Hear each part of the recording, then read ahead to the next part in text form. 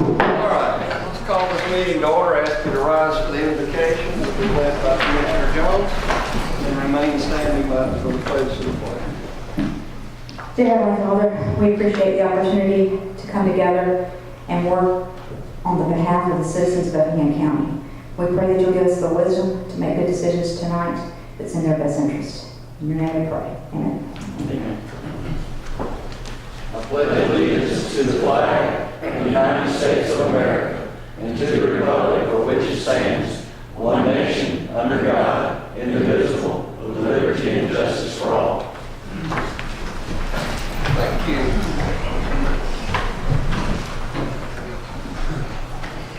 First item, consideration of a resolution to approve the agenda, please. And before here, there is one item that Commissioner Loper has asked to be added as new business number 11, which is an agreement having to do with fire. Automatic aid agreement. Automatic aid agreement. Something that I don't sense if help somebody save some money. Well, generally I don't like adding anything to the agenda. I don't like adding anything to the agenda that's not time sensitive. But in this case, since there can't be any possible way anybody would want to come and express dissent about moving forward with this, I'd be fine with that. And it'll be a month, because we don't have one meeting next month, so I appreciate it. All right. And I found one thing wrong with the agenda also. It's just a date on number 5, on new business, they got, talking about the health care supplement insurance renewal for the 2014 plan year. It ought to be 2014 to 2015 Type of there. Okay. Any other corrections, additions, questions? Entertain a motion. I'll make a motion that we approve the agenda as presented with adding the new business number 11, an auto aid agreement, and making the correction on number 5 of health care from 2014 plan to 2014 to 2015 plan. A motion and a second. All in favor? Aye. Any opposed? So carried. Next item, consideration to approve the minutes of the August 5th, 2014 Commissioners meeting and the minutes of the August 13, 2014 Healthcare Workshop and Special Call Meeting. So there's three different minutes. If there's any corrections to any of those, then we'll pull them up and deal with them separately. Without exception, we can approve them together. Is everybody present? I think everybody here. Commissioner Jones came in a little late. Let's I was doing a workshop. Just a few minutes late for the workshop. Just a That's workshop. right.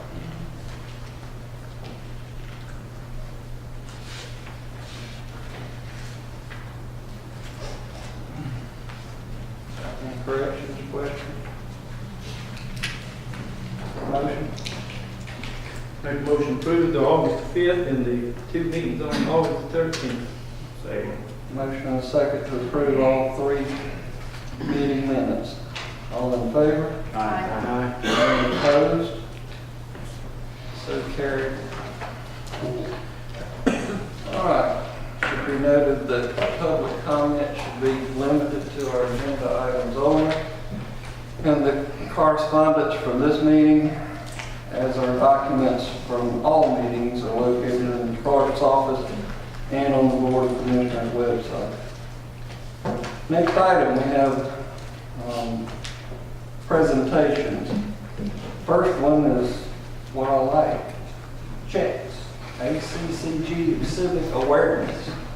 That's at 5:15. Is there any reason to not do that now? It's just a She's here. presentation. It should be. She's here. That's what I said. It's not a public hearing, Chairman. It's just a presentation, so. That's what I figured. Everybody here? Then let's go ahead and do it.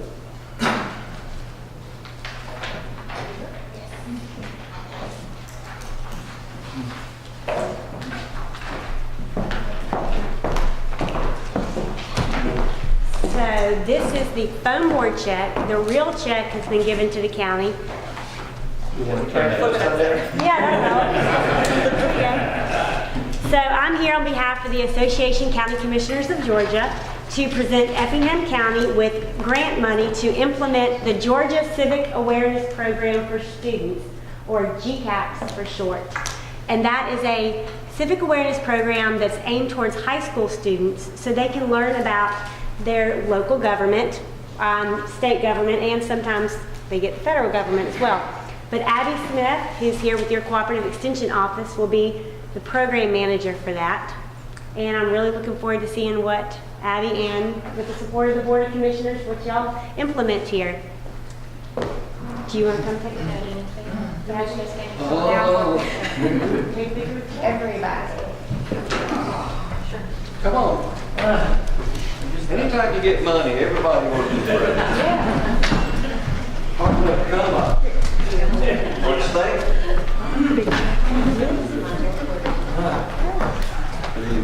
You already did that, you want to come? Oh, let me get back here. Yeah. Thank y'all for that. Right. Yeah, you want to go in there?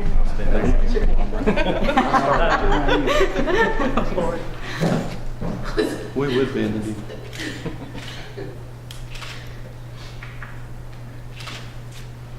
Take more. We get another check for every picture. Maybe. Isn't that what you said? I like that. We'll say you did. All right. Thank y'all. We appreciate it. Good seeing you. I know they put that to good use. Yes, ma'am.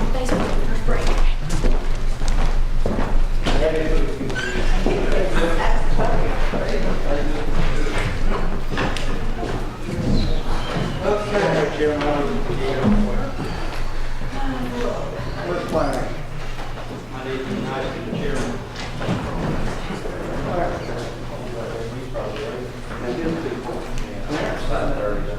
All right. We have another presentation, but it's scheduled for 5:30, and all those folks are not here, so I need the first one to hear. Sometimes we have places to go. All right, let's take up the first item and only item of old business, and we'll come back to the 5:30 presentation. Consideration to approve to operate and maintain a well tank and water system for Old Augusta Road development. This has been tabled twice before. Good evening. Good evening, Mr. Chairman. My name is Doug Morgan. I'm with EMC Engineering. We were here a couple weeks ago, and unfortunately my client, who was here tonight, was not able to be here, but we talked about it, and we tabled it to get a little more information. We've done that. We provided that information to y'all, to the county, for some more options, some more alternatives. I believe Toss has put that in y'all's report and y'all's documents. And basically we're back here. My client, Darren Foy, he's one of the partners with the company who purchased the 660 some odd acres on the bypass. And they're looking to develop it like we talked about before. Right now it's initially going to be the first 54 acres, being about approximately 50 lots, residential lots. They want water, no sewer. The lots will probably range anywhere from 3/4 to upwards of 2 acres. But they're very green developers. They want to keep a lot of the natural characteristics of the property. And like I told y'all last time, we've been doing our due diligence with some layouts. We've redone all the wetlands on the whole 600 acres. We've had soil work done. So now we're down to seeing how we proceed with y'all as far as water is concerned.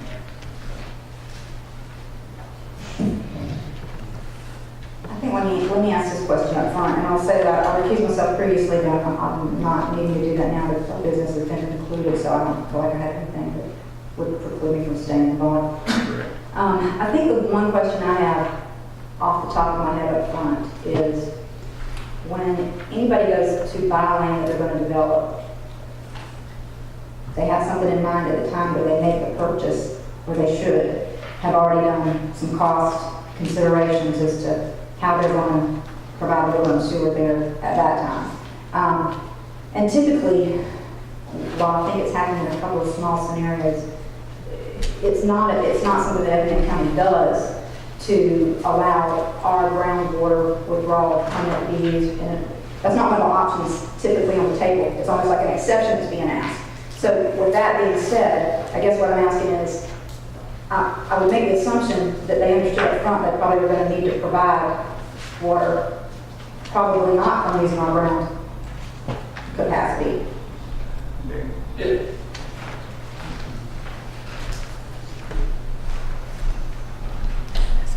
Hello, I'm Darren Foy. I'm with the company that bought the property. And to answer your question, yeah, we have several different options on the table that we've looked at.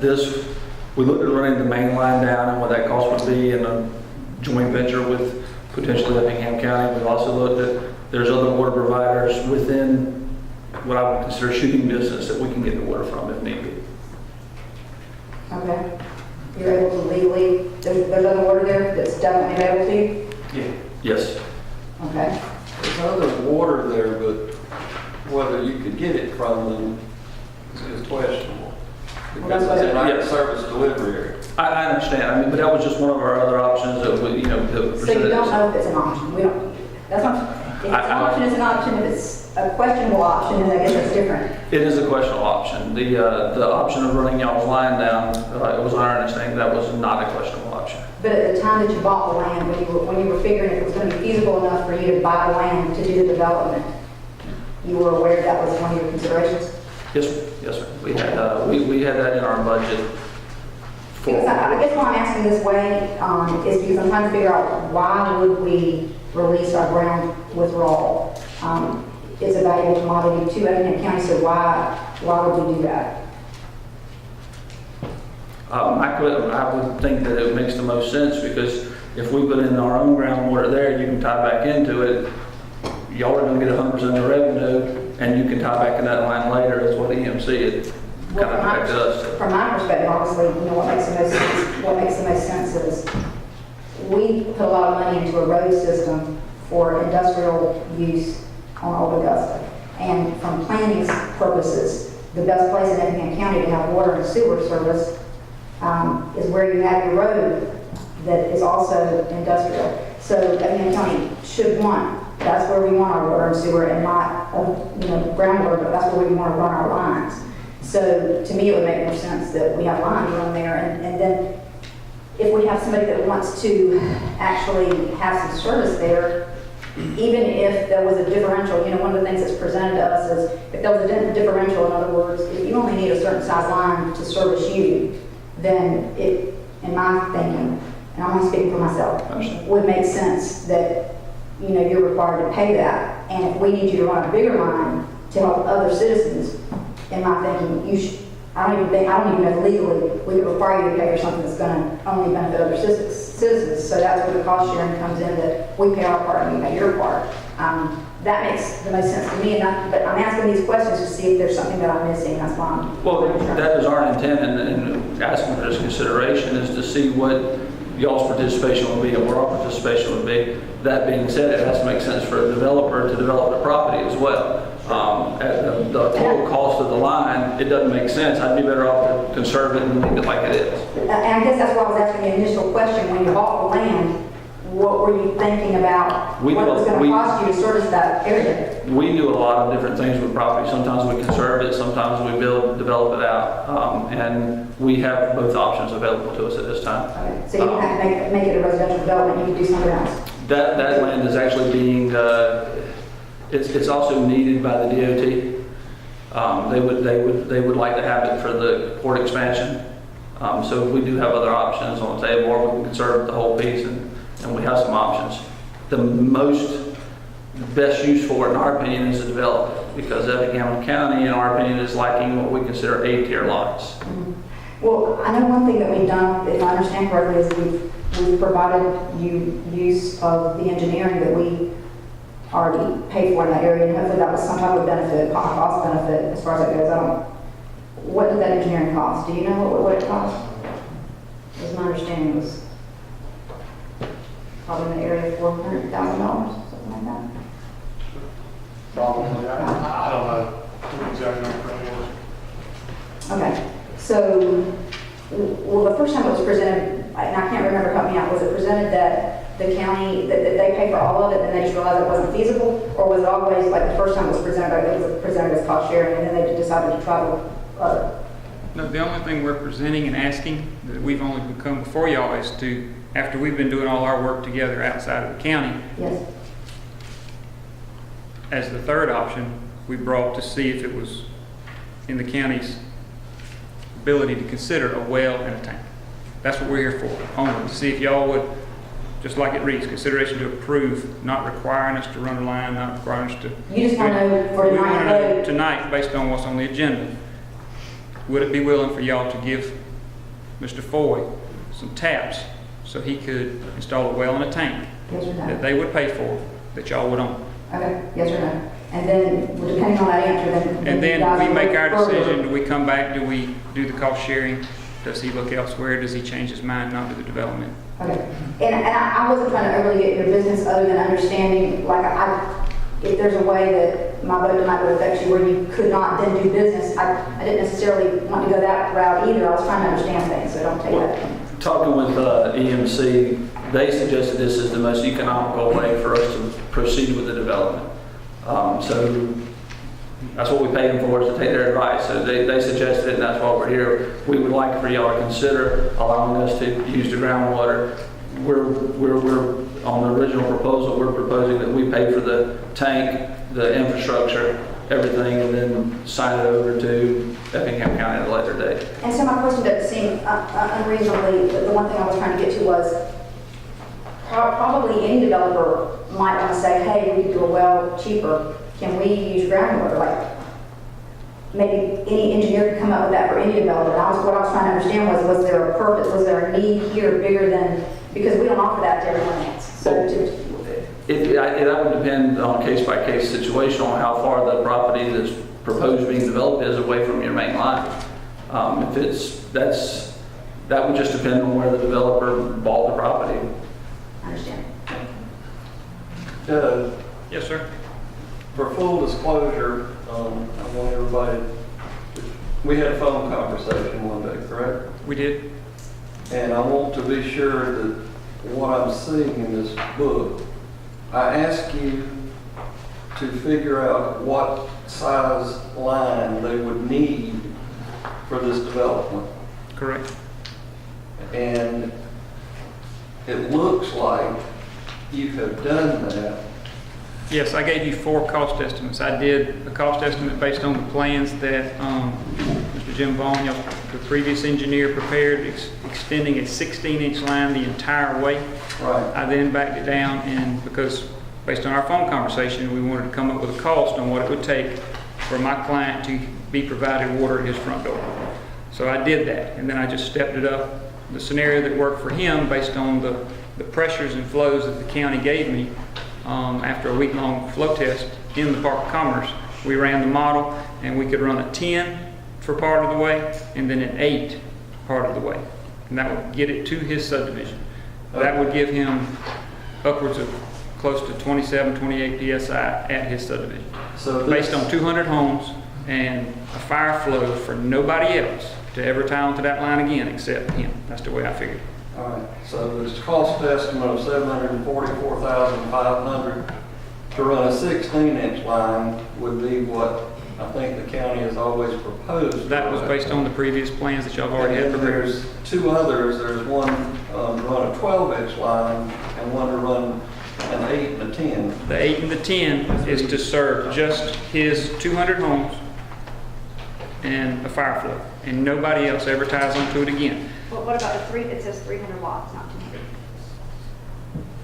Oh, that was in my letter Yeah. before we did all this. That letter you have there is the original letter when we were asked to be on the I was going by what home staff agenda. or staff. Yeah, but since then, the number is closer to 200. Close a little under 200.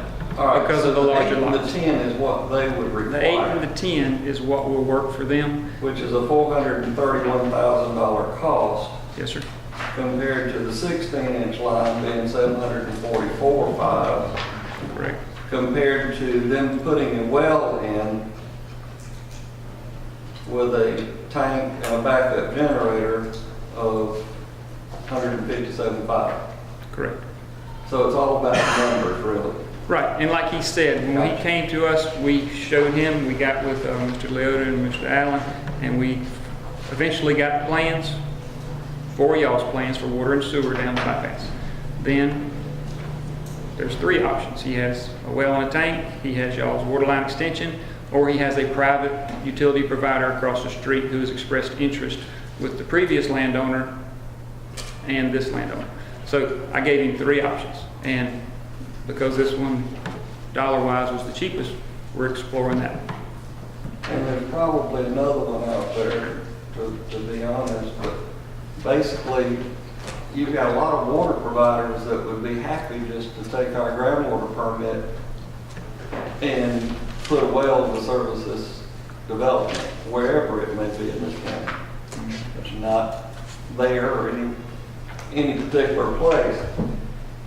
In this groundwater business, you know, there's a lot of controversy over if we don't use it up, then they're going to cut us. The people that I'm talking to basically says, well, they're going to cut us one way or the other, and if we've used all of our capacity up, then we're going to have to do some type of conservation efforts to get it down. So either way, who knows what's going to happen by 2016. But part of our allocation is already allocated to, and some deals have been made with the city and all this at Springfield to put capacity in there for industrial development.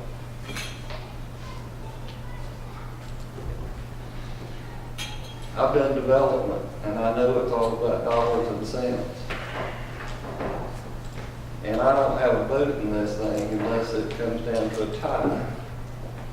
But I do have a habit of telling people what my opinion is.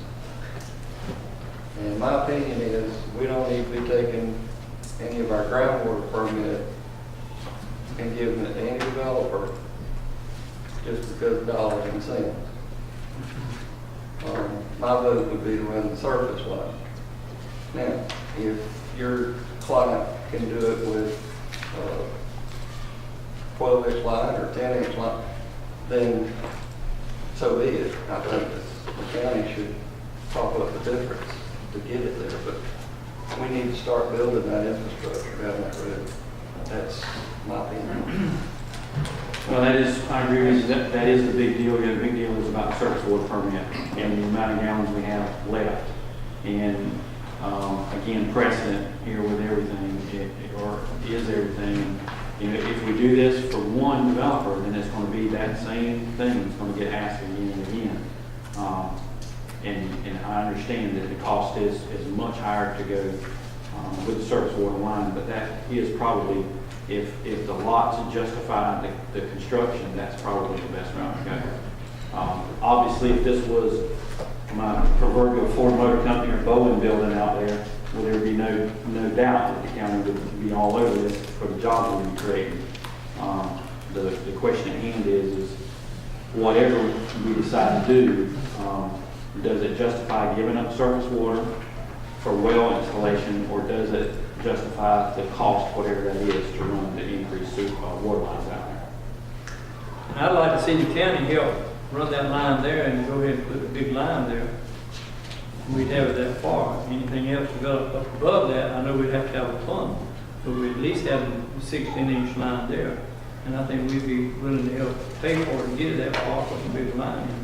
In my mind, and that's when I was asking those questions, that is along the lines that I was thinking that it could possibly be a win-win for both, in that you're getting your needs met, maybe not at the very cheapest that would be an option if it really was an option, but I don't perceive it as an option. So, you know, to me, we're looking at an alternative that probably really wasn't an option, and comparing it to say, hey, this was so much cheaper, but it would be a benefit. We would in cost sharing, because we need some places where we have water and available utilities for people to come, and we wanted to run it there and not have the fund. So it's a way of you helping us and us helping you at the same time, that would be a win-win for the citizens overall. And that would be the goal, if we can make that happen that way. So, if there's no other questions or discussion, I think the matter before us is whether or not to allow for the well. Correct, that's what we were here. We were just trying to figure out which direction we needed to keep pursuing. Is there any other commissioner that wishes to ask a question or state it? Just for the well, not allocating surface water. Not allocating groundwater. No, because before we'll have to come back, and the numbers you're seeing, those are off aerial distances, and once we get whichever direction we're going, we'll have some more fine-tuned numbers. We'll have to come back and get every other things approved, water and sewer agreements. There's other steps. So Plus yeah, what this you're seeing board- is ballpark. And this board is going to have to take up and come up with some policies because, you know, if you spending your money to come that far, even though we participate, and there's other folks that get tied onto it, you know, we don't have a policy really in place for that right now. So we're going to need to create For reimbursement for reimbursement. or revenue share. Yes. Some type of vehicle that's not really in place now. Am I correct in that statement? It's been being worked on, but it's not finalized. So, the matter before this board is whether or not to allow the drilling of a well and the withdrawal of that from our groundwater withdrawal permit. Do you want to allow him to speak? Is there anyone else who wants to talk? He was standing up a minute ago, and I knew he brought out a board. Mickey, I'm sorry, I forgot you have been here 3 times for this, and I was fixing to overlook you. Well, for the record, I'm Mickey Kicklighter, here to speak against the ground permits, but in favor of the lines. And I had some issues that I was going to bring up that came up at the Republican Party meeting last night. You think this is the right time to get into all that? Or would you rather me? If it has to do with groundwater It permit, has to do with this subject. It does. then I wasn't there, so I don't know.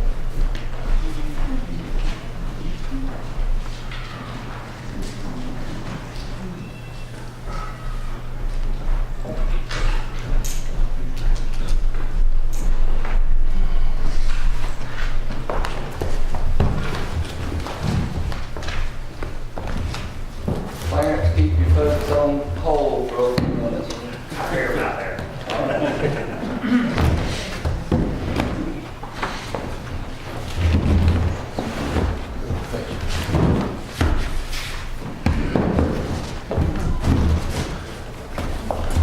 Y'all seen these poster boards that I brought them in 3 times.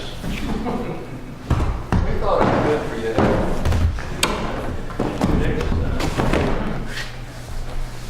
And I'm going to fall down trying to put them up.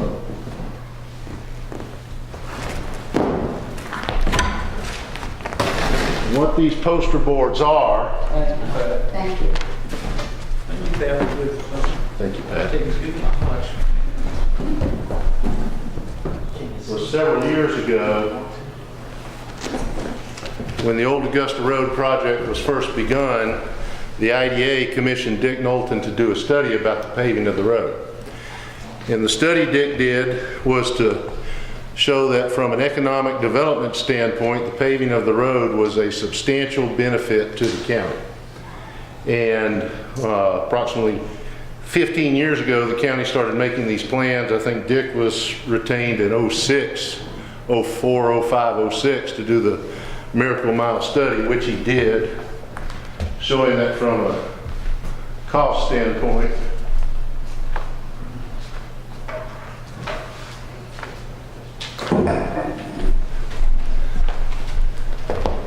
The benefit to the county for economic development was hugely in favor of running and repaving the Old Augusta Road.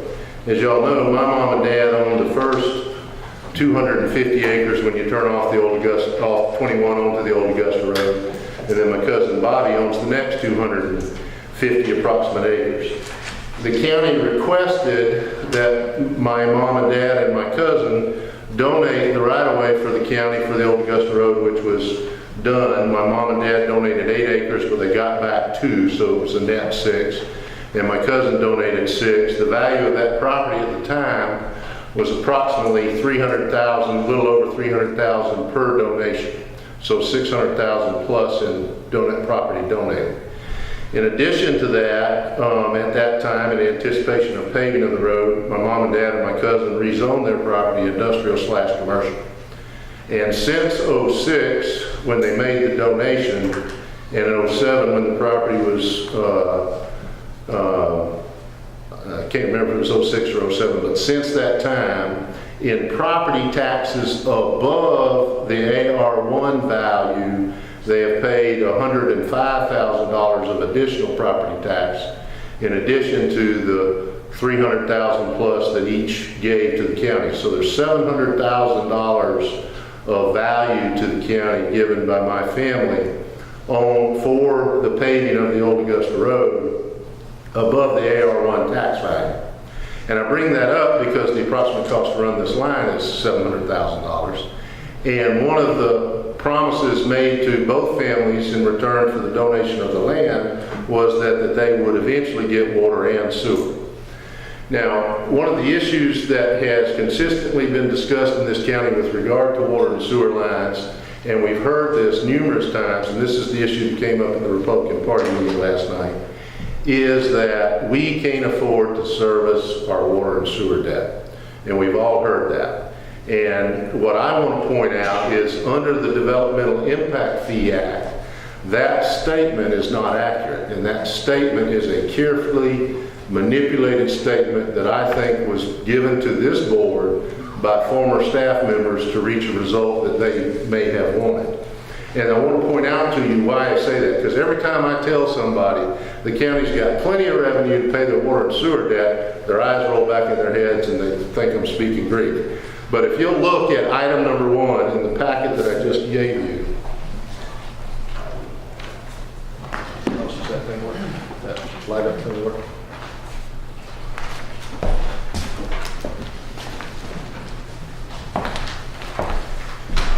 If you'll look at what item number 1 is a copy of the code section 36-71-4 from the Developmental Impact Fee Act, and it's the calculation of impact fees. And the highlighted portion is subsection R under that code section. And what subsection R says is development impact fees shall be calculated on a basis which is net of credits for the present value of revenues that will be generated by new growth and development based on historical funding patterns and that are anticipated to be available to pay for system improvements, including taxes, assessments, user fees, and intergovernmental transfers. And the point I want to make is that some of your former staff, which is no longer with the county, I want to be real clear about that, and I think have misled the board when they say we cannot afford to pay our water and sewer debt. They're saying that based on user fees. And that is a true statement. Based on the user fees that you receive, you cannot service your water and sewer debt. And for those who don't know, the water and sewer debt in the county is $2.2 million per year. Now, how do I say that there is enough money to pay the water and sewer debt? Excuse me, let me ask one question when we stop. Sorry to interrupt, but we can't pay this on user fees and connection fees, is that right? User fees, connection fees, and even impact fees. You're not servicing, you're not making enough money to service the debt. And I agree with that statement. Right. But what that statement does, in my opinion, is ignores this provision of the law that requires that you have to include the taxes generated by the installment of the infrastructure. And where I come down on this is Effingham Power, which is now Mackinac Power, most everybody knows paid the $8 million to run the water line into the county. And that's why we got into the water business to start with, was because of them. They pay to Effingham County $3.5 million a year in taxes. And those are dated numbers. I think those are 2011, maybe even 2010 numbers. So those numbers are probably significantly higher than that now.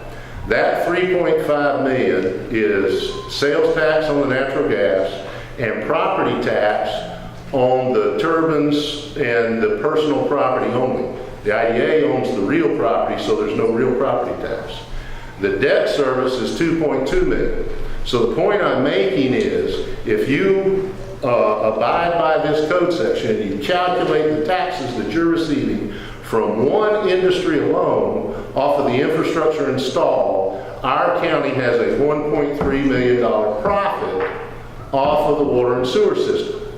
So the statement that we can't afford the water and sewer system is not an accurate statement based on how the law requires you to account for what is generated by the infrastructure.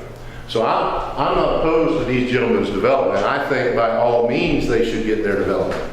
But what I want to point out is when you install this infrastructure, there's going to be tax revenue generated. For example, when they take their property and turn it from AR1 property to residential property, and then down to those lots, your tax revenues alone are going to go, I don't know what they're paying, I would guess probably $4,000 a year at most on the AR1. Your tax revenues are going to go to about $4,000 per lot or better. And that's the number you have to use in calculating whether or not your water and sewer system is paying for itself. The original plan, when we paved the old Augusta Road, was to create an economic corridor. You do not have an economic corridor without the water and sewer being run down that road. And I think that's what Ms. Vera stated when she started, saying when we paved the old Augusta Road, we were planning to create an industrial economic corridor. If you run the water and sewer lines from where they are now, all the way down the old Augusta Road to where they were originally planned to end, you open up over 2,000 plus upland acres for development, most of which would be either industrial or commercial or high-density residential. Now, the profit that I'm telling you make does not include any of the accounting that should be done to account for the school systems. As we all know, if you look at a map of where the water lines went, in reality, they went to service the school system, contrary to what has been the public opinion that they went to service developers. They really went to the schools. And the school board, and I'm not knocking that, I think that's a great thing for the county. I think that was a great decision. But the school board paid $250,000 for all of the infrastructure they got. And that has not been properly accounted for as well. So the point I'm making is if the county has the funds to run the lines completely at their own expense and still be below what the cost is to the county on a yearly basis. Because if you added another $750,000 to your debt, it isn't going to change your payment $25,000. And you're still under you got a $1.3 million profit on the water and sewer debt. And I don't think that's ever properly been explained to y'all by your own staff. Now, I'm not complaining about anybody that's with you now. I'm talking about people that are no longer here. I want to be real clear about that. And I'm not complaining about this board because I don't think you've ever been given that information, other than some of you were involved in this fight when we had the impact fee recalculation meetings years ago. One caveat that I'm going to throw in based on something that you just now said for this development coming that's different than the past developments from the experience that you're talking from is we are not now collecting impact fees or in accordance with the impact fee, the Development Impact Fee Act. We're now collecting connection fees, and we're doing that for a reason that, the reason that I voted to do it that way was because we were not in compliance with some of these things. But it changes the picture to me in that you're saying in order to comply with that law, that may very well be the case with some of the previous agreements, but with a new developer coming in where we don't already have some type of contract that was tied to the impact fee and blah, blah, blah. And I understand your mathematical point, I get all those, I do. But when somebody goes to develop something, they should figure out that they're going to have a cost to provide some kind of servicing. And to me, a best case, rather than expecting Effingham County to pay all of a new developer's water line, is the cost sharing mechanism where they can pay to. I'm not opposed to that at all. I just heard the caveat, just about us paying it all.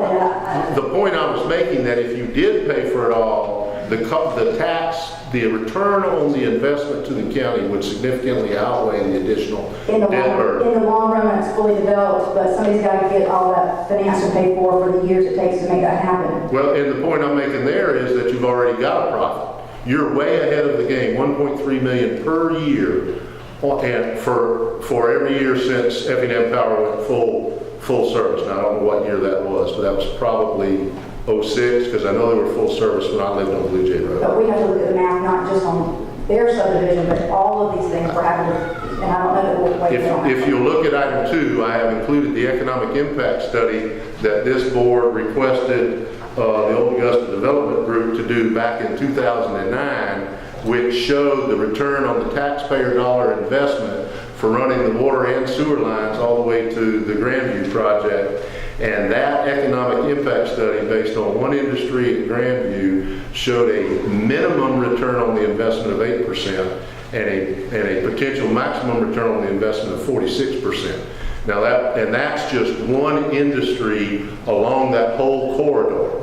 So the point I'm making there is, even if you were to pay the whole $12 million to run the entire line to its originally anticipated end, the return on the investment to the county is still through the roof. Because that's only... In the long run. In the long run. In the long run. But some of the other things I have included in the packet, now I included all the stuff about my family and the taxes that we pay, but the other things I included in the packet are that the port expansion project is full go now. That all of the environmental stuff with the state and the feds have been done. The Congress has passed the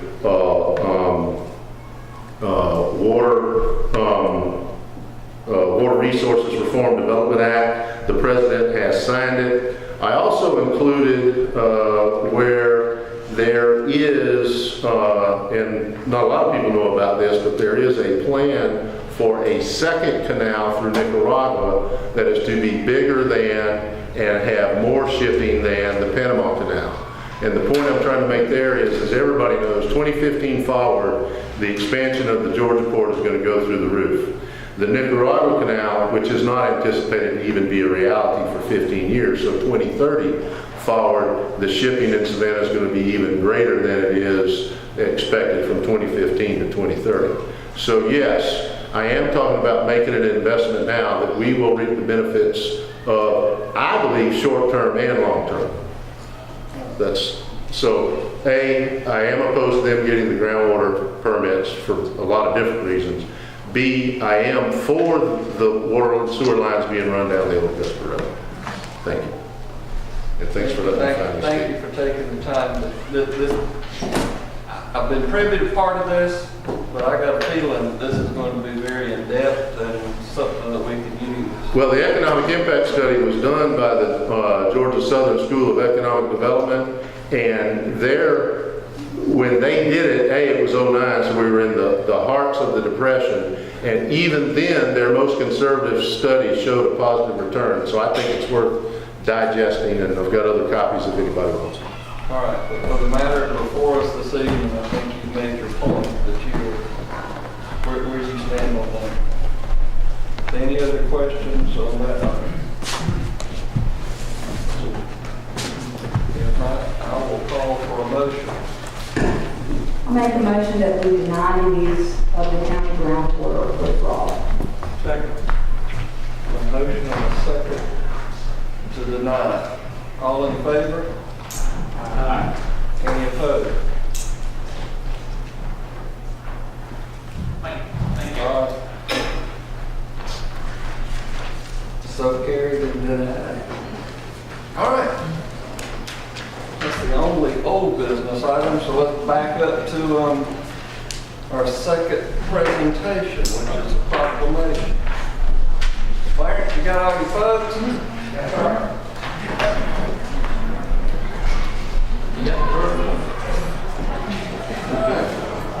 Oh, y'all going down here. Make this presentation. Get the picture.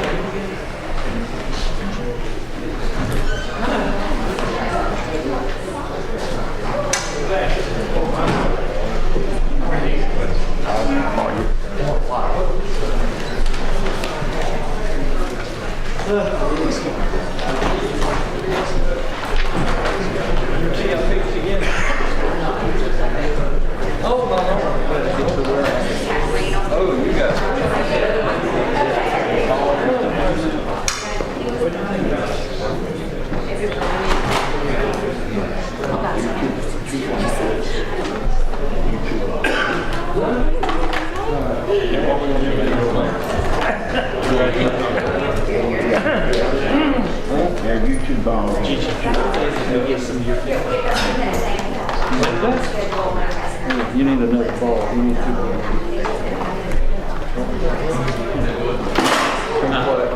Give me another ball. Now I got 2.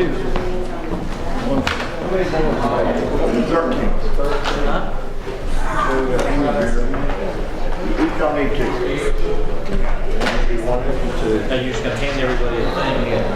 They need 2 of these proclamations, so we're gonna give each Just name on the 2 ball. balls too?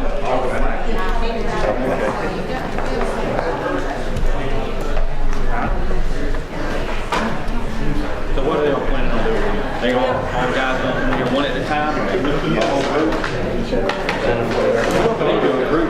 Oh yeah, on the side.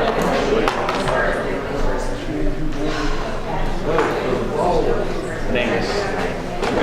Ball what? Ball got names on it. It's gonna give this to that.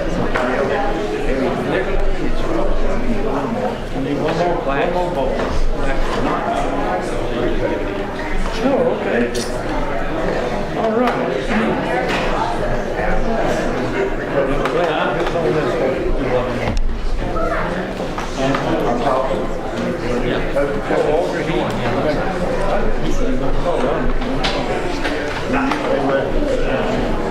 Can you have your attention, please? Hold those balls. I can't.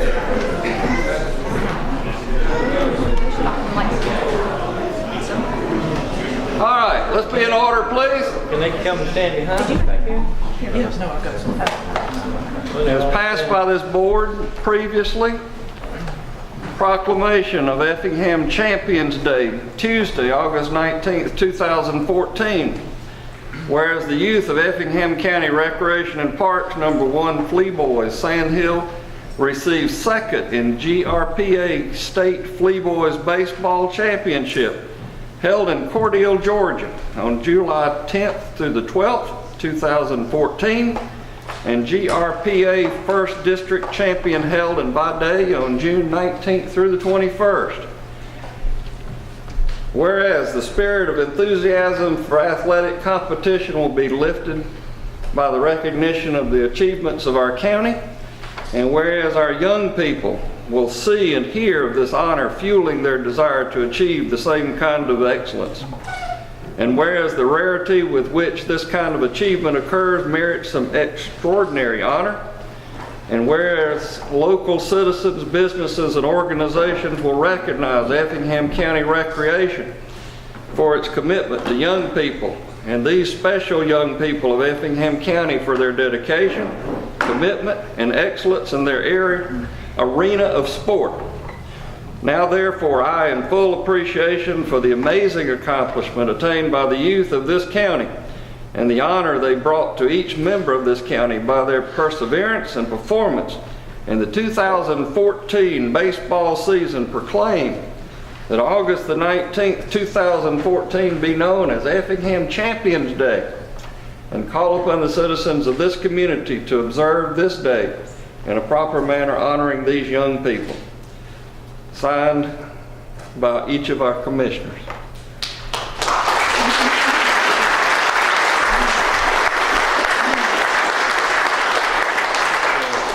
Call them by this order? Yeah, and we just see who got balls. Okay. Ethan Atkins. Okay, that's yours. All right. There's a copy of the proclamation that I just read. Come stand by There's him, your man. ball. Oh, give me one of those back. You get one. All right. Nicholas Cooper.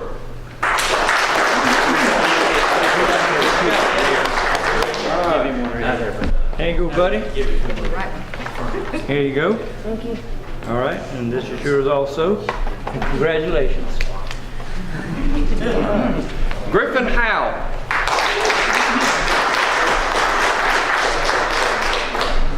Here you go, Griffin. Good job, man. Cohen Perry. Cohen Perry couldn't be with us this evening. Nicholas Sessions. All slide. There you go. Blaine Burnson.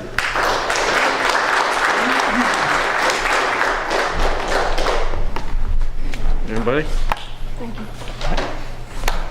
Andrew Darrow the fourth.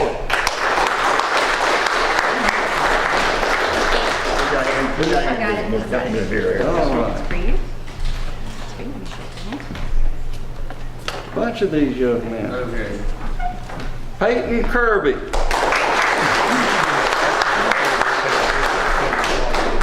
Peyton? Oh, get over here. Yes, sir. All right, I just got Peyton. I do. There you go. Shaking hand. Congratulations. Jensen Prevette.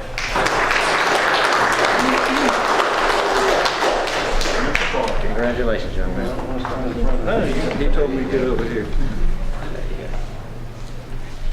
All right, Carson Conaway.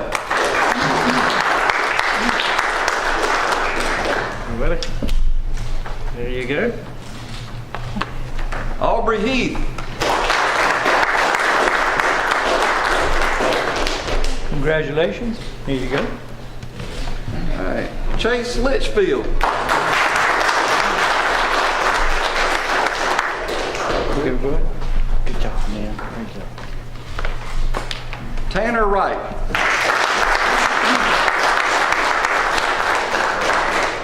And you got the coaches out and let the toss got them, and I got their ball. I got all the players, didn't leave anybody out. Give it to the All right, head coach Jerry Butch Wright. Thank you. I appreciate all the time that you spent. He gets this one right here. There you go. Thank you, sir. Assistant coach Rusty Session. How are you, sir? So you do something besides work. Oh, man. Good job. Thank you. Thank you. How are you? Thank you. Thank you for your help there. And assistant coach Jeff Kirby.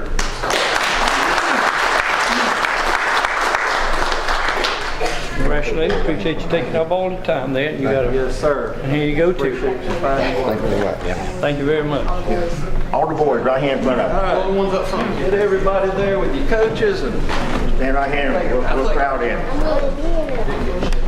How y'all can kneel? That will help. They're used to it.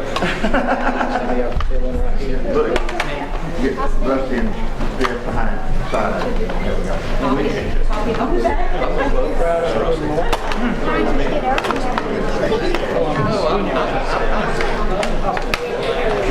All right, everybody smile. No mean looking. Yeah, no mean one.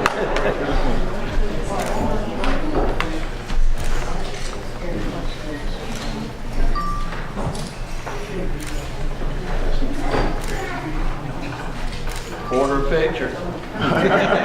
We can fund next year's race. Alicia, where's your camera? My camera. Really? Seriously? Hey, there'll be so many pictures, they'll send them. All right. Tag my Facebook. I didn't want to be late, so I let my camera. Thank you. Mr. Wendell and Commissioners, we thank y'all. Thank you. Y'all do that. We thank y'all. This was a great group of young men. Thank y'all. We're going to make a pond. Okay, let's go. Congratulations. We're going to make a pond and have a pizza party. Thank y'all again. Thank y'all again. Thank you. Thank you. Thank you for your time. Thank you, Claire. Thank you, sir. Thank you, time. Thank you. We'll take it. Okay, Kevin, make a pond.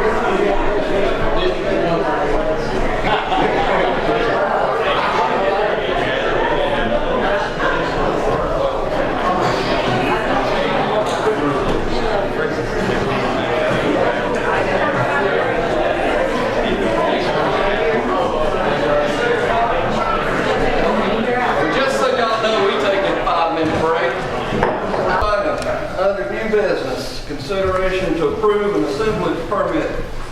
to hold a Take a Soldier fishing tournament at Griffin's Lake. Yes, sir. George Shaw, zoning administrator. The Bass Anglers Plus is an organization that has been doing a Take a Soldier fishing tournament in Chatham County, and they would like to bring that tournament up here. They do a 12-boat tournament with a soldier on each boat and a professional angler or an experienced angler. And there'll be all sorts of music, food, games for those not fishing. And this will be at the Griffin Lake Campground. We'll be on Saturday. It's the first year of what they hope to go on for many years in the future. And Mr. Stevens is here if you'd like to ask some specific questions, and he'll be able to tell you some more details about his organization and what they plan on doing on that day. Thank you, sir. Tell us what a fine outing this is going to be. Well, first of all, I think it was exciting about the kids, the way the county recognized the kids. We're kind of stepping up at a little bit higher level of that, basically only in age-wise. Take a Soldier fishing, basically, well, let me back up one. Bass Anglers Plus, which is a 501c3 nonprofit organization through the federal government. We've been hosting fishing tournaments in basically Chatham County, Hardyville, South Carolina. We started in 2004. In 2008, we were raising funds for the Make-A-Wish Foundation for the state of Georgia. It's just a way to give back. We got a lot of bass fishermen here, and we challenge each other weekly on the river, or each weekend on the river, to get out there and just, and beat each other because we're competitors. So in the end of 2008, my father was a retired major from the Army. I didn't go in the service. I got married. Started raising kids, went to work. Right now I'm proud to say I've been in Gulfstream Aerospace for 22 years, and which I think is the best industry in the world to work for. But in going back to the end of 2008, I called my dad and I said, look, we've got a lot of military personnel that are coming back with a lot of different type of wounds, mainly mental, physical and whatnot. I said, so I think it's time that the Bass Angler Society around our area basically step back and let's start doing a fundraiser and trying to help out our military. So going into 2009, I made a few phone calls. My father, like I said, was a retired major from the Army. He had 22 years of service. He handled the military side, I handled all the fishing side. I made a phone call to what is now a good friend of mine, which is Mr. Mac Lowe, that lives in Charlotte, North Carolina. He is a part of the world's largest fishing organization, which is called the FLW. Some of you may know about it, some of you may not. Walmart is their major sponsor. Walmart gives them $25 million a year to help them promote bass fishing throughout the U.S. This past weekend, I was fortunate enough to be up in Columbia, South Carolina, where they host the championship this year. And on Sunday afternoon, a 26-year-old young fellow with a wife and a son walked away from 4 days of fishing with a check for $500,000. So, all in the wrong business, it's hard to say. Fishing is a challenge. They don't call it catching, they call it fishing. So anyway, to kind of shorten it down a little bit, in 2009, 10, and 11, we were looking at the liability of taking wounded soldiers from the Warrior Transition Battalion out of Fort Stewart into Hardyville, South Carolina, bringing in the FLW and doing a showcase of a tournament and just thanking these military guys and gals for what they've done to keep our country free and what is still going on now. From day to day, our military they have no clue whether they're going to be at home tonight or whether they're leaving. So, with that being said, after looking at some of our liability issues with taking a wounded soldier with a bass angler, that we run these big high-performance bass boats, some of them run in excess of 100 miles an hour, then the liability was too great to continue to do this because they had a treasure in the boat, and it was that soldier that's already sacrificed his life. So anyway, we went in front of Chatham County, and we asked Chatham County if we could use Lake Mayer to host our first event, basically which we considered Take a Soldier fishing, by bringing in wounded soldiers, but all 5 branches of the military. It's been a huge success.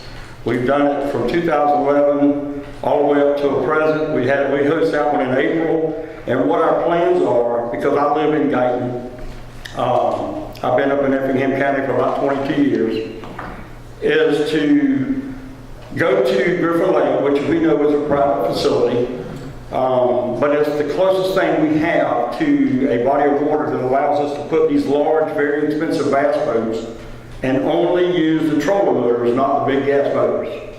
And to take our, in this case, we're going to take the 118th, we're going to take 12 soldiers from the 118th right here in the National Guard, and we're going to we're going to spoil them for the day. We have sponsors. I know my shirt is a little bit loud, but these are the shirts that are made here in Springfield at Teasers. And we've got our sponsors, we've got businesses that help us put this event on by their donations. Each soldier that participates receives a trophy because they're all winners. But we do have to back up and do a first place, second place, and so on. So anyway, so it does require a little bit, it does require us to push it and get funding from sponsors. Once again, like I say, we are a legit organization through the federal government as a nonprofit organization. Our goal this year is to eventually try to host this event at Griffin Lake. I got with Mr. Batchelor and his wife, and we selected that facility because it would allow us to use these big boats. When you put somebody in a boat and they're going to be in there 5 or 6 hours, you want to be able to stand and walk around. So that's the reason we use the larger boats. But our goal for Effingham County is to try over the next whatever years it takes to have every soldier from the 118th right here in Springfield to be able to let them participate, being that we can only do 12 at a time so we don't clutter the lake up. So it's going to take us quite a few years. And we will have, as Mr. Shaw was saying, we will have entertainment. We're pushing to have live entertainment. We're not so sure if that's going to be successful the first year. We are going to be having a motorcycle ride from Griffin Lake Road into the park. These motorcycles basically will be between 7 and 10 bikes. Each one of them will fly all 5 branches of the military. They will fly the American flag, which will lead, and then we'll also fly the POWMIA flag. We do honor in Savannah, in Chatham County, and we will do the same up here. We will honor all of our veterans, but more so we also honor all of our POWMIAs. We have got a guest speaker that will be coming in for Captain's Night, which will be held on Friday night, which basically will only be about 70 people involved in it. That is over for the state of Georgia. All the POWMIAs, she kind of steers this area up, Ms. Susan Harvey out of Savannah. And to kind of add to that, her brother has been missing since 1967. And his plane was found 2 years ago. And the federal government, due to the cutbacks, had to stop where they weren't able to go retrieve and get his body back. But it's ongoing, and we're pushing and helping her and praying for her to get her brother home finally. To get all these men and women that were left from that particular war back home. The event will run from 7 a.m. to 3 p.m. The guys will start fishing in the boats from 7 o'clock. They will stop fishing at 1 o'clock. The event is free. It's open to the public. In working with Mr. Shaw, we had areas of concern about the parking. We've had a neighbor down the road that what used to be the bachelor's house has got a big stretch of land. He's going to allow us to park vehicles there. If we have a disabled vet or a disabled person that shows up for the event, they will be able to pull into the campsite, and that's where we will allow them to park before we try to start filling it up. We're estimating to possibly have maybe 100 to 120 people attend first. We would like to see it grow, but we will only allow it to grow to the capacity of where we're not hindering the local neighbors, blocking the roads, and causing any problems whatsoever. We have spoken with the Sheriff's Department. The Sheriff's Department thought that it was very, very awesome that we were finally coming to Effingham and doing this. It does take a lot of preparation. We put a lot of hard work into the event at Lake Mary in Savannah, and we're doubling that effort here in Effingham because now it's time to move into this county and to honor the National Guard, which is stationed right here in Springfield. we appreciate you coming. There's a lot of veterans in this county that will appreciate this, I believe. Well, Very good. and we appreciate it. And basically what we're doing is we're just asking for permission to allow us to host this event. It will be successful. It is professionally run. It's basically run pretty much family-wise. My father basically is the military side of it, even though I'm handling that here in this area because he lives out around Skidaway. Kind of giving him a break because he does so much for the event in Chatham County, you know. And the one thing that really means the most is this is also not just an event for family because we're going to have activities for the kids and the adults. We do not allow any alcohol whatsoever during the operation of any of what we do as Bass Anglers Plus tournaments or even fundraiser events like we're having. And we do not allow the illegal drugs or anything. That is completely out. We do not allow any sponsorship from any alcoholic companies or tobacco companies themselves. Have you talked to the chamber about helping advertise and get the word out? I spoke to the chamber, basically trying to get in touch with Mr. Shaw. And matter of fact, this morning I actually called them by accident, you know. We're basically, our funds are limited to just donations. We've been very, very successful about trying to get sponsors. We're still pushing to get sponsors. The event is not until August the 4th. So, I'm sorry, October the 4th, I'm sorry. And we do think we have time to get that. I actually have a business card which basically has the organization which hosts the event on one side and the Take a Soldier Fishing. We got a beautiful website. We'd love for you to take a look at it. And we've also built our Effingham website and we're starting to add to that as we go. So we're here basically just asking permission to have this event. It will be successful. There will be people provided to help do the parking and whatnot. And working with Mr. Batchelor, he basically has events up there, and so he's willing to help us big time with the parking and all this kind of stuff. Any other questions for any board? I'll entertain a motion. Make a motion to approve this program. Second. Motion and a second to approve. All in favor? Any opposed? So carried. I would recommend you mentioned you talked to the sheriff, talk to our EMS director as well, just put her on notice that this will be there. Yes, sir. Especially with voting and that type thing, she may just want to make some plans to have that. Absolutely. And then one other thing, and then I'll let y'all get on to your business, is I mentioned that this is a fundraiser. The funds that are raised in Effingham County basically for this event is going to the Family Readiness Group, which is known as the FRG for the 118th National Guard Group. And we're also in the process of working with the American Legion Post 209, Mr. Stokes.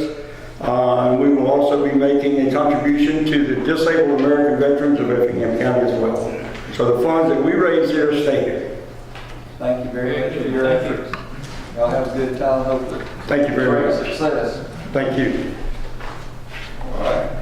Next item, consideration to approve a resolution to transmit the fiscal year 2014 capital improvement element update to the Georgia Department of Community Affairs.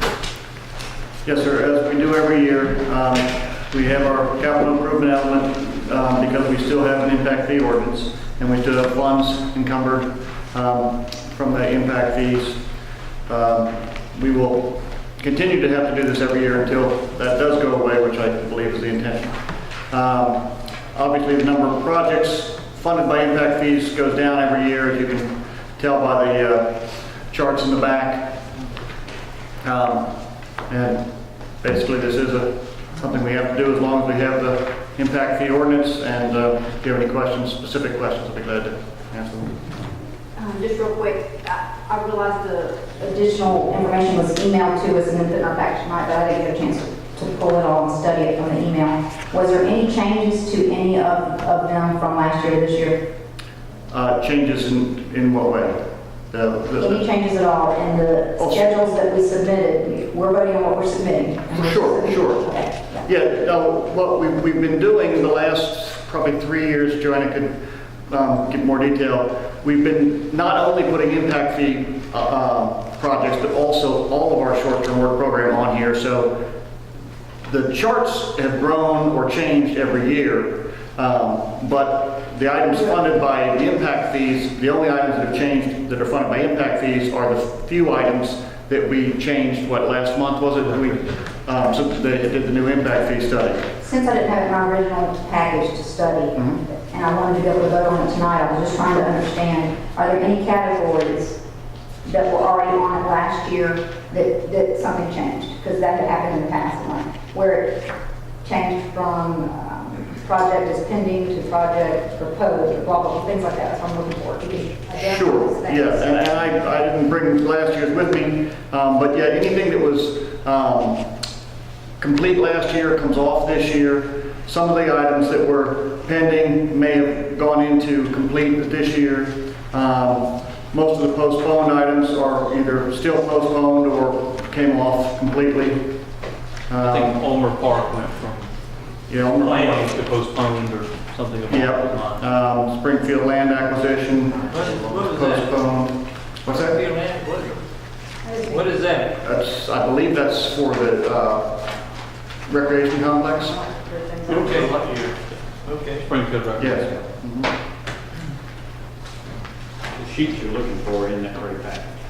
Yep, Yes. several of them. Well, the first one that sticks out at me, Effingham Parkway. Yeah. $120 million and it's 58% complete. No, it's 58% impact fee can be used for the funding. Of impact fee.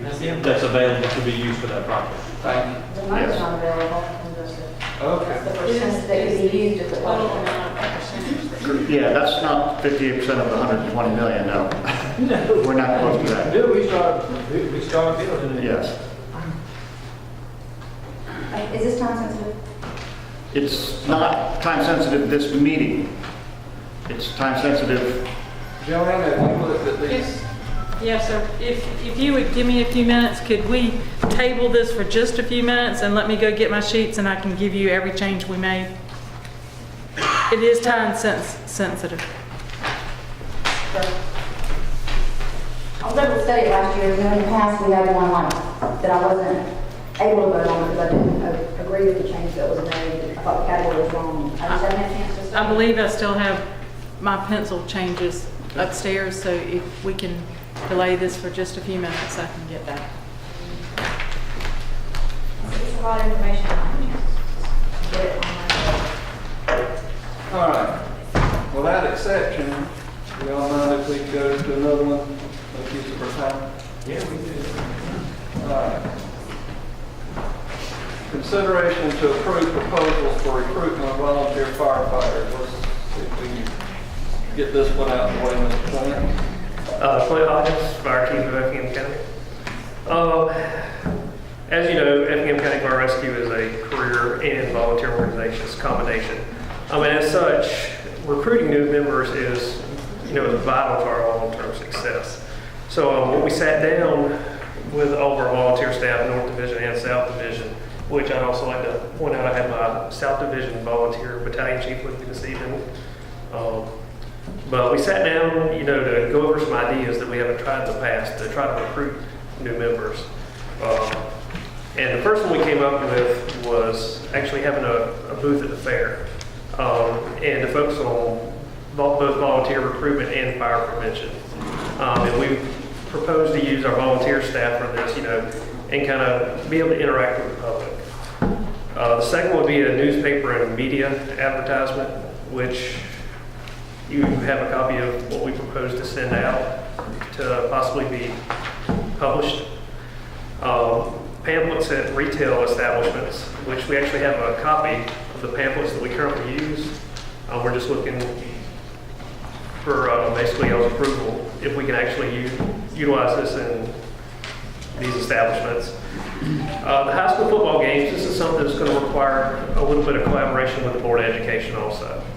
And what we propose is to send a fire truck out to the schools on these evenings with our volunteers on board and see if we can, that's a large target audience there that we can possibly accept.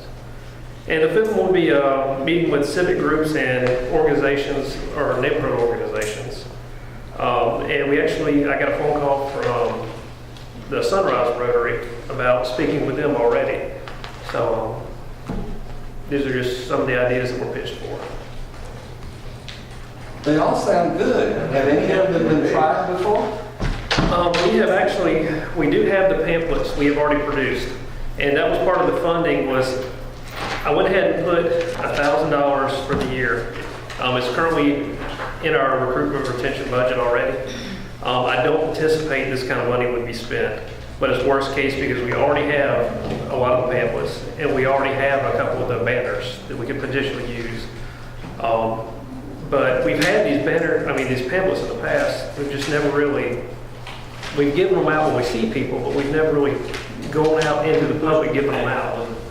So, and that's something we really want to try to change. You'd be surprised people come to this service.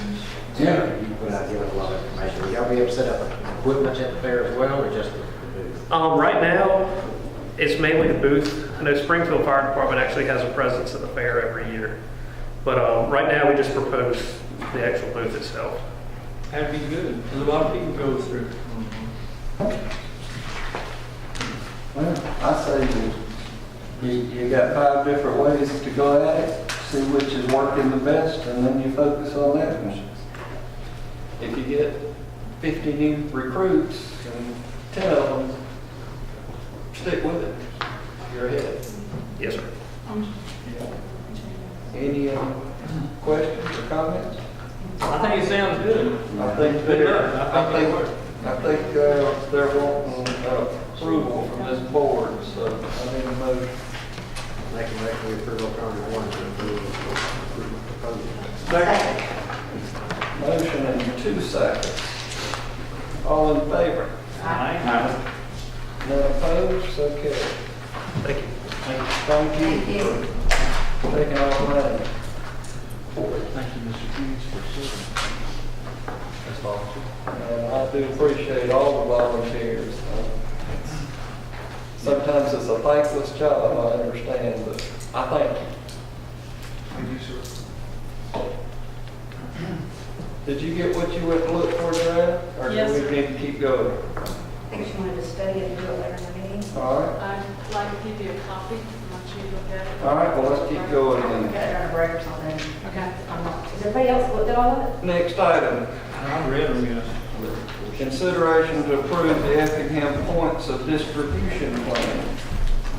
Mr. Myrick, how are you this evening? Good evening, fine. How are you? Fantastic. Edwin Meyer, Director, EMA. What you have before you is the Effingham County points of distribution for consideration. And if I could set the stage for this, this is absolutely worst case scenario. The only way that this plan would be put into effect would be we would have to have a state declared emergency. The county would have been evacuated. Citizens would have came back into the county, and our normal distribution for food and water would have been interrupted. Meaning Walmart, Food Lion, Kroger would not be open. And we would need some kind of humanitarian effort to sustain our population. The state of Georgia would come in as logistics and provide certain health sustaining funds for us as water, food, MREs, some talks, things like that. But they would need to know where they would put those, how many they would need, and they would know that we had planned ahead of time for that. Therefore, I'd like to submit points of distribution plan for your consideration and recommend approval of number 1. Basically, these are the schools except for below the store. That's correct. There's different levels of what they call pod plans, pod 1, 2, and 3, depending on the need in the area and then what the population we think would be coming through. So they would move all the pods in and bring the stuff in and everything for distribution, right? Correct. The command policy group, which would be you, would activate the plan based off a recommendation from county administrator and myself, and we would determine where we would want to set these pods in place based on pre-identified spots. We would relay that information to GEMA. They would come in with the supplies that we would need, and then our local resources would actually distribute it to the vehicles as they came through. Very good. Basically just a good staging area with good traffic flow. Exactly. It's not to be confused with points of dispersing, which is Coastal Health District would do for medication. This is actually food and water. All right. Now, Good. I mean, this is approved by the schools. Yes, sir. We have contracts in place already. And Lowe's. Yes, sir. You actually using their building or their parking lot? Just their parking lot and just on the outskirts. The business should be closed at that point. I would think, but it's okay with them. Yes, sir. And by the way, the Board of Health has hired an emergency guy. Have you met him? The new one, Based out of Brunswick. yes, sir. Todd. That's it. Why? White. Any questions?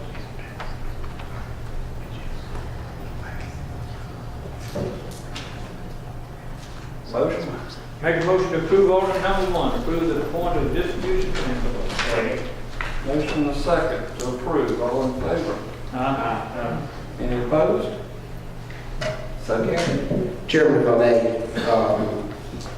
of the 159 counties in the state of Georgia, we are now one of 33 that have met the disaster match requirement for the extra 2.5%. I want to thank the board for their patience as we work through all that. With the passing of this item. That is correct. I better sign it then. All right. Losing my voice. Y'all might appreciate it.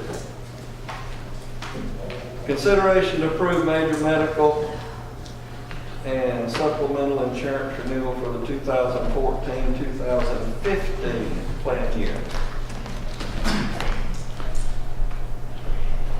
Good evening, how are you? Depends on what you got to say. Depends on what I have to say, I figured. As promised, we do have a handout for you for things that were received up till 3:30 this afternoon. So let me get this out so you can refer to them.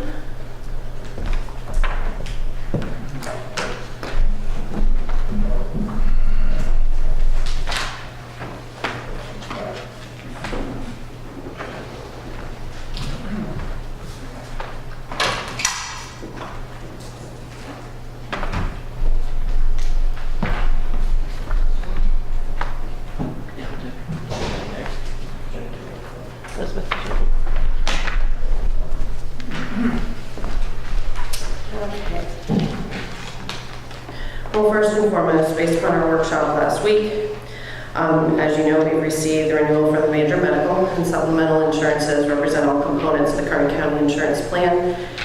The United Healthcare Plan, Guardian, and Aflac renewals were received. They have been renegotiated beginning as of July 28, 2014 for the following sections. This is what we're looking at this evening. Major medical and prescription, dental, vision, AD&D, and STD, LTD, that's your short-term and long-term disability, life insurance, and then our supplemental insurances. And the results at this point are as follows. On the United Healthcare major medical and prescription plan, we have a decrease to the current plan of 0.2% as renegotiated as of 8/13. It has minimal changes in co-insurance, copay, and prescription rates. That is the option 10 that you originally saw in the workshop. Everybody's still on the same page with me? Yes. Okay. This option continued to be reviewed for other reduction options. We were denied any further reductions, and I do have an email to that effect in the packet that I just gave you. Other alternatives were reviewed for further increases and decreases to deductibles, copays, out-of-pocket maximums, and reduction of patient coverage. We also request a review by other carriers, as discussed in the healthcare workshop. We were denied by Humana. As of today, we have still no response. So we sit with the 2 denials, and United Healthcare with the options that they give us at this point. Option 10 offers a savings to the budget with the least amount of increased cost to the employee, while still remaining in the Choice Network with a minimal reduction of coverage. If you remember, the Choice Network is the network in which has all the major hospitals That includes Memorial, St. Joseph Candler, as well as Effingham Hospital and East Georgia Regional, which are the 4 major hospitals that we use, and still continues to have the Mayo Clinic. Right, that is not the narrow network that we did not like. In addition, we went to more negotiation for our dental and vision. We did receive a 5.5% decrease, in dental rates as we renegotiated 813.14, that is a typo. I've given you the Guardian renewal in your packet, and you'll actually see that in full. Guardian covers your dental, your vision, your short-term, long-term disability, and your life insurance. So all of that is in there. It's the large packet that says the Guardian renewal. Our vision rates remained unchanged. We did not, so it was 0.00 as far as an increase. As far as short-term disability, we had a 2-cent decrease. That's 0.41 to every $10. Long-term disability was also a 2-cent decrease, 0.48 to every $100 after being renegotiated in this past week. As far as your life insurance goes, you went from 0.21 cents to 0.19, another 2-cent decrease on every $1,000, and then a premium decrease of $1, going from $6.60 to $5.60. And this is the Guardian overall package. We did begin with a 19% increase in dental, so we're very excited at the 5.5% decrease. The approximate combined savings for your dental, short-term, long-term disability, and your AD&D and life insurance at that point was $12,984. With the additional savings in dental, that gave us another $10,000, which you all do not see until you look at the new piece from Guardian. And now we're looking at a total savings of approximately $22,984. As a side note for you, we did shop the other main company for short-term and long-term disability and life insurance. That's Unum. We've had Unum before. Their bid came in with less than a 2% change. Average to change out of a program is usually 15 to 20% in order to make sure you don't have that risk. So when you renew in a year, you're not hit with higher premiums than where you started the year before. We also looked at Lincoln Financial. They came in with quite a decrease to long-term disability. However, they did have an earnings conference call that is online. You can pull that, and I do have copies for you if you wish to review it. And that was done on 8/3. We did a little bit of investigating as to why their long-term disability had such a cut. But based upon that earnings call, there will be increased costs in 2014-15 because they cannot, at this point, their loss ratio, they're unable to manage claims. And to me, that's a very large risk for a small amount of savings. We have a large public safety entity. We have a large entity that has exposure to different things and risk factors such as public works. I would hate to see a long-term disability claim not paid. So with that being said, I was also asked to investigate one more option from some of the commission, and that had to do with the last piece of documentation that's in that new piece. And it says Effingham County Board of Commissioners. It does have the blue lines across it, and it looks just like your United Healthcare options that you've seen. This was given to us at about 3:17 today. We do have an option 11 that came through. And this is, as I said, a bit of research. It'll just take a few minutes to explain what I was asked to do and why it's here. There was a question from the board regarding remaining at 90% and having the 90-10 as opposed to 80-20. And if there was a buyout option, option 11 is exactly option 10 at 90% coverage as opposed to 80. So your co-insurance has changed and gone up from 80% to 90%. You can see there's an increase of 3.1% to the overall premiums on the bottom. That is on your third page, and it says option 11 on that column. That's an $18 increase per month for an employee to buy up. However, they're not saving anything because the co-pays have not changed and pharmacy has not changed, so they're still paying all the increases there. So the only thing that they're going to see additional coverage on is that 90-10, and they're not going to hit their co-insurance first, which is unfortunate. So So in order to get to their co-insurance, they're going to have a large claim. Now, the worry is, What sheet is it? this is your United Healthcare sheet with the blue lines. Yep. This one, Page 3. page 3. Number 11 on this. Yep, and it says 11, it says option 11 on page 3 in the packet I just gave you. You with me? So in cost to the county, is how much more? The cost to the county would be the same as option 10, but it offered a buy-up for the employee if they would like to go to 90%. And that would be $18. It's $18 to almost $180, depending on what level of coverage they want. $18 is just the individual, but then you need to know if they elect employee spouse, employee family, or employee child coverage, because each one is more expensive. But cost to the county. The cost to the county is the same as option 10, but to buy up to the 90%. Employees. That's the employees. That's the employees, right. You just calculated it that way. You figured what we needed to do to stay at the cost of 10, and then we gave the cost for the buy-up to them. Right, we have a buy-up option, and it was just something that we were interested on, that some of the board was interested in seeing what that 90% would do. It did not reduce co-pays, it did not reduce anything on this plan. The only thing it did was, I said, give you your co-insurance at 90%. From an employee perspective, they're buying into it, but they're not going to hit that co-insurance piece first. If they're just going for their well care, doctor's visits, and pharmacy, they're still going to... It comes into play if they have a serious something. Yes, if they have something serious, then it kicks in. And that's where they would pay their deductible, and then they would only pay 10% as opposed to 20% until they reach the out-of-pocket maximum. If we were going to look at this as an option, after speaking with Larry, and he can also speak to you, we had discussed it. In order for it to be valuable for the employee, we can look at the base renewal, and that is your current plan and that you have right now renewed, and that way they would see savings on the copay if they bought up. They would see savings on their co-insurance. That would be 90/10. But that's going to cost us more. No, that you would still just pay option 10.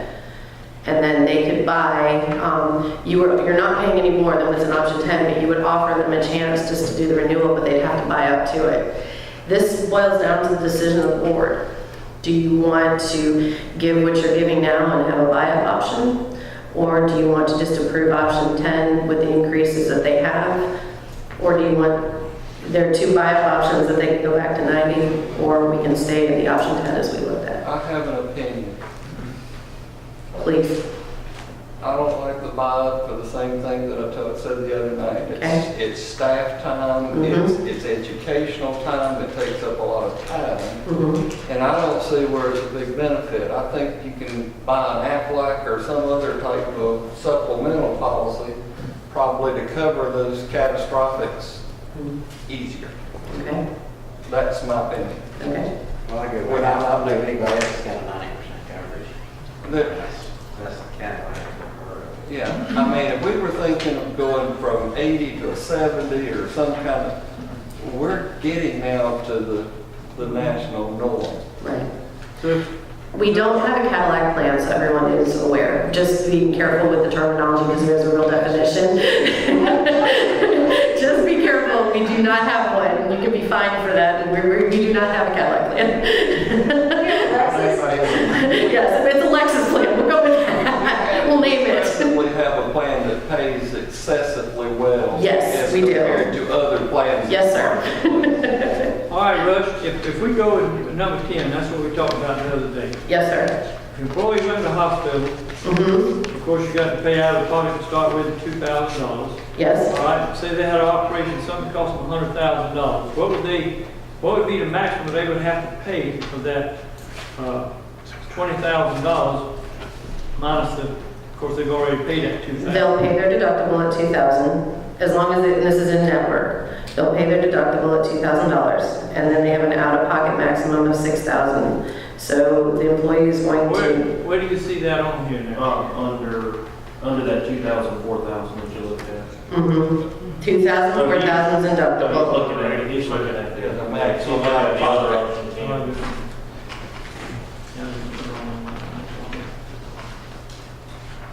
As I understand it, he's paid the next $4,000. He's already paid $2,000 for his deductible. He'd be paying another $4,000 for $6,000 out of pocket as long as it's in network. Correct. The main benefit of having insurance is the negotiated rate. If you don't have insurance, you pay the rack rate. If you got insurance, you pay the negotiated rate. That's the biggest benefit of having insurance. Would you agree? Yes, and where Commissioner Loper's question comes in is there's a, it's 4,000, 6,000, 8,000, any way you look at it is a lot of money. And it takes some time to pay off. And I think that's where, if I can speak for Ms. Wood, but that's where your concern is going, is that they're going to start getting large chunks of bills until they hit that out-of-pocket maximum. And the family out-of-pocket maximum, when we're looking at that, goes high. So, a lot of us have a lot of employees have family coverage, and they're looking at $12,000 out of pocket.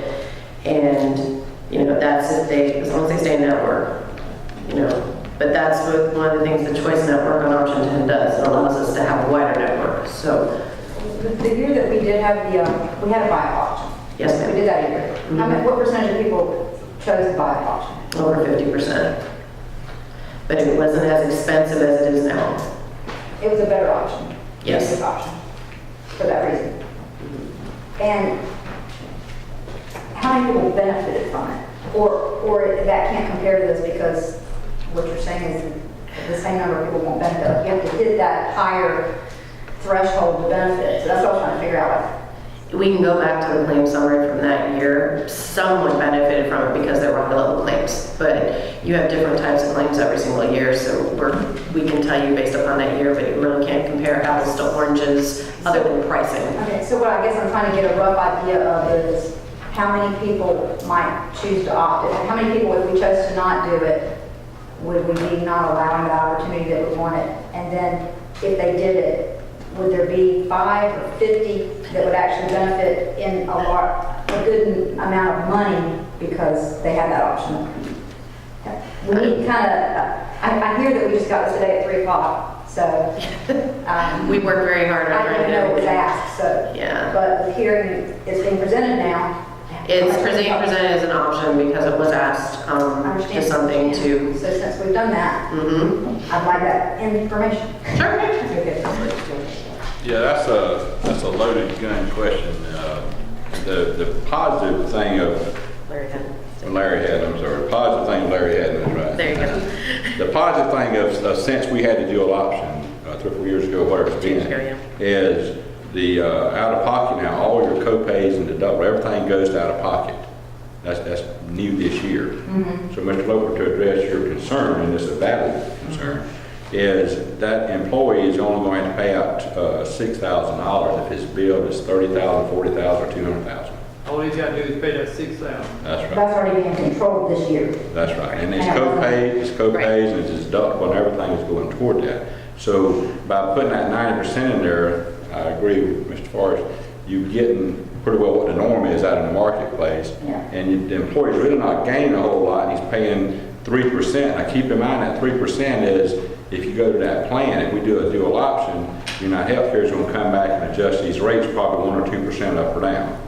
Because when you do a dual option, they'll factor in what that question you just asked, which I cannot. So we don't really have a price for that then? If we do a dual option, no, not to the penny now. We don't have a price for that. And a year from now, when you look at claims experience, then the more claims is paid under that bottom option is going to be factored in. That's fair to say. Well, hearing that I don't have a price for that tonight. I'm sorry? I'm hearing that I don't have a price for that tonight, I would not be able to vote for it and pay that. Yeah, the dual option, they gonna factor in, Ms. Beard, they gonna do what you asked. How many people is gonna use it, and, you know, the actuary's gonna come out with some number, and, yeah, and all that stuff. And it's gonna move up and down, you know, 1 or 2% either way. I personally think with the out-of-pocket in there now, you know, that this is the law now, with that, the co-pays and your deductible and everything going that, the worst somebody can get hurt is $6,000. And even what Ms. Rush was talking about with $12,000, if you had a family that had a $12,000 claim, had a $12,000 pocket, they'd probably be at $150,000 or $200,000. I'm talking about total. Well, you know, if they had $100,000 and they pay out $12,000, they still, the hospital doctor's going to work with you on paying that. They're not going to come take your house or nothing like that, you know. Well, that's my opinion. That's my experience with that. That was my biggest. That was your concern. That was my biggest concern. And that's a valid concern. But like I said, looking at all this and everything we've looked at and all the things with that, I think option 10 is, you know, that's where you're trying to hit money-wise. That's where you're trying to stay with budget. That's 80%. You're trying to get the norm. You're trying to keep it out of pocket so nobody gets killed, you know, financially, so to speak. We come out pretty good at a zero increase, or, you know, -2 or whatever it is. I think that where we are, I think option 10 is the answer. Let the county take care of the 80-20 numbers, just like we looked at, and hopefully you can offer some good alternatives for people who want to, quote, buy up or buy additional on their own. And that'll save us from having to account for everything and training and all that. So. It takes a lot. It's a lot easier to go with 1 than 2. Very, very true. And to comment on Ms. Spears' comment, yes, I know. We don't have numbers for that. We know what we can't go over. I mean, we know we're budgeted. We're not going to go over it because we don't have it. So there is a threshold. And if I can have one more comment, I agree with Chairman Kessler. When you got 2 plans or 3 plans, you asking for confusion. Because that employer's gonna go back and say, well, mine didn't pay for this, well, mine paid for this, and they got 2 different plans. Well, why are you paying $10 and I'm not paying anything? Obviously, whatever, you know. And it's just in human nature that we'll do that. I've been good to go to 80% for 3 years. I know, yeah, that's right. Yeah, I'm satisfied with this number 10. I just. On a good note, we saved a little money on the supplementals. Yes, we did. Right. We did. But I just wanted to make sure everyone had everything clear before, and thank you for giving me that time just to go over that. With that being said, and still reviewing it, option 10 is what we've asked for your alternatives, was to improve the option 10, to include your supplementals and flex spending and all of the things that are included under Guardian and AFLAC, which is also considered WageWorks, and the benefits of short-term, long-term disability or AD&D life with Guardian. And it also includes the EAP program. We put that in there. That's also, it's just included. So that is the full proposal that we are recommending to you based upon the research we have, and it's the least amount of risk. It is saving, as I said, a little bit of money to the budget on major medical, about $9,000, hopefully. Could be a little less than that, but it's definitely making the budget. And then we have the additional $22,984 or something. So we make a motion to approve option number 1 as presented by staff. That's going to cover all the different supplementals and everything in there that you need. Yes, it will cover everything. You'll see me back again just on flex spending because I have to have that monetary movement. But okay. Other than that, I see, and it says it's approximately $10,000. Yeah, well, about 20,000. Well, major medical saves you about 10,000, and then the supplementals at about 20. So. And that's staying with the Guardian programs and not moving any of those to somewhere. Yes, sir, it's staying with Guardian. Okay. You may have questions? Ready to? Motion enough. I'll make a motion that we approve staff recommendation alternative number 1. Second. Motion and a second. All in favor? Any opposed? Lock the rates in. Thank you very much. Lock them down. Thank you very much. Thank you. You can't go up now. We just voted on it.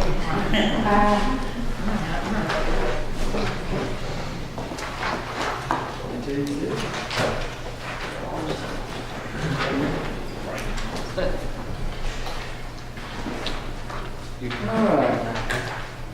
we got time for one more. Consideration to execute a service agreement for engineering services for Sand Hill Facility Septic System. Mr. Cobain? Septic system, Sand Hill's been experiencing some difficulty. I blame Commissioner Kiefer. He asked about it one day when all was working fine, and now it's broken up. We identified a suitable location to put in a new drain field. The solution is a pump tank to pump to the new drain field because of its distance, which is over 300 feet from the existing drain field and septic system.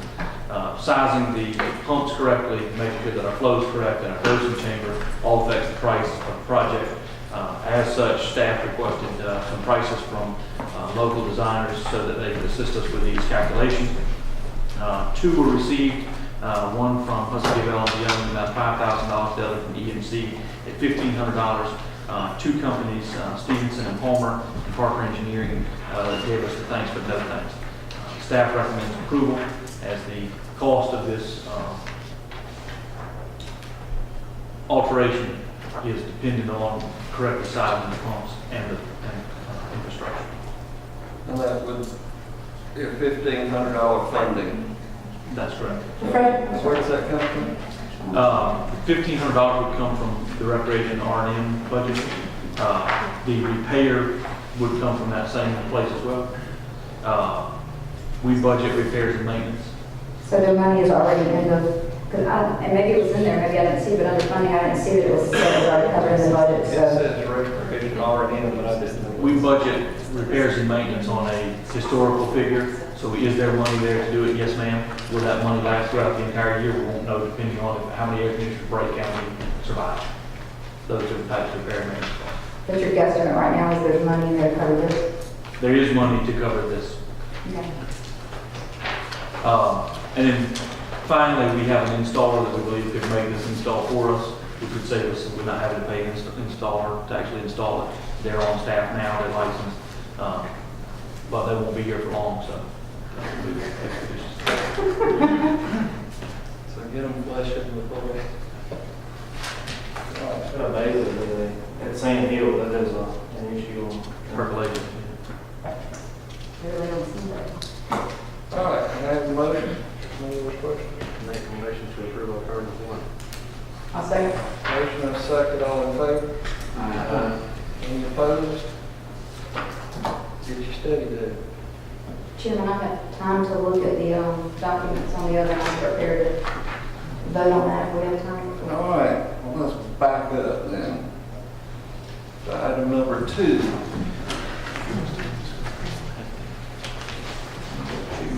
Mr. George, you were on the hot seat for that one. Let me give you this question and answer.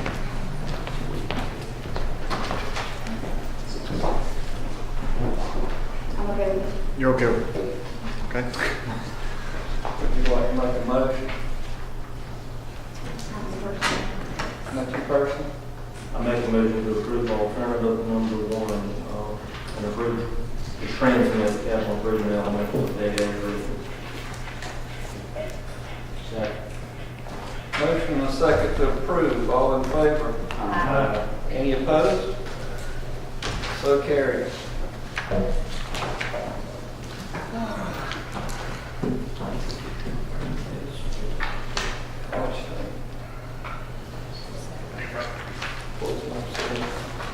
How long? Takes 4 back there. Yeah, that's what I'm thinking.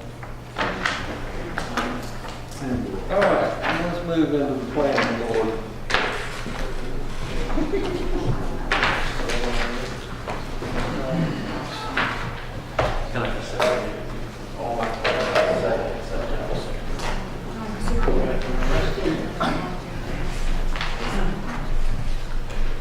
The official time is 7 o'clock, according to Verizon.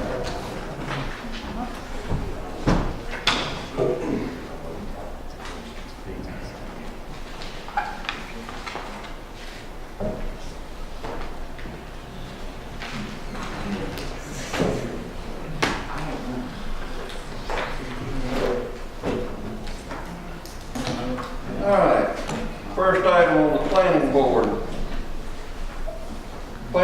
recommends denying an application by Glenn Fanny to rezone 5 acres from AR1 to I1 located on Blue Jay Road, map number 374, parcel number 4 in the 1st District.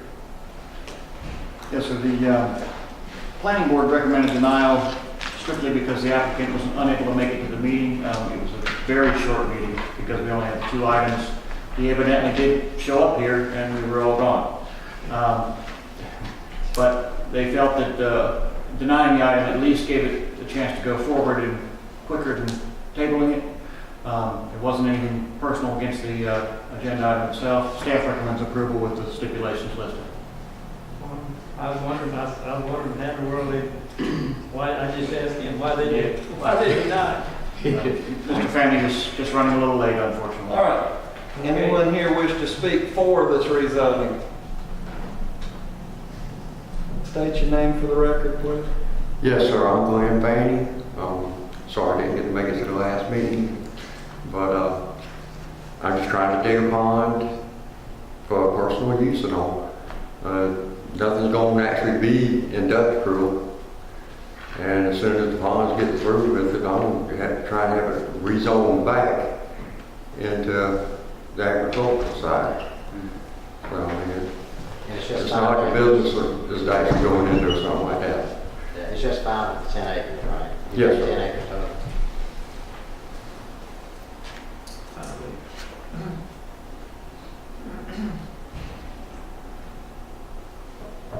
Any questions? Anyone else here wish to speak for this rezoning? Anyone wish to speak against it?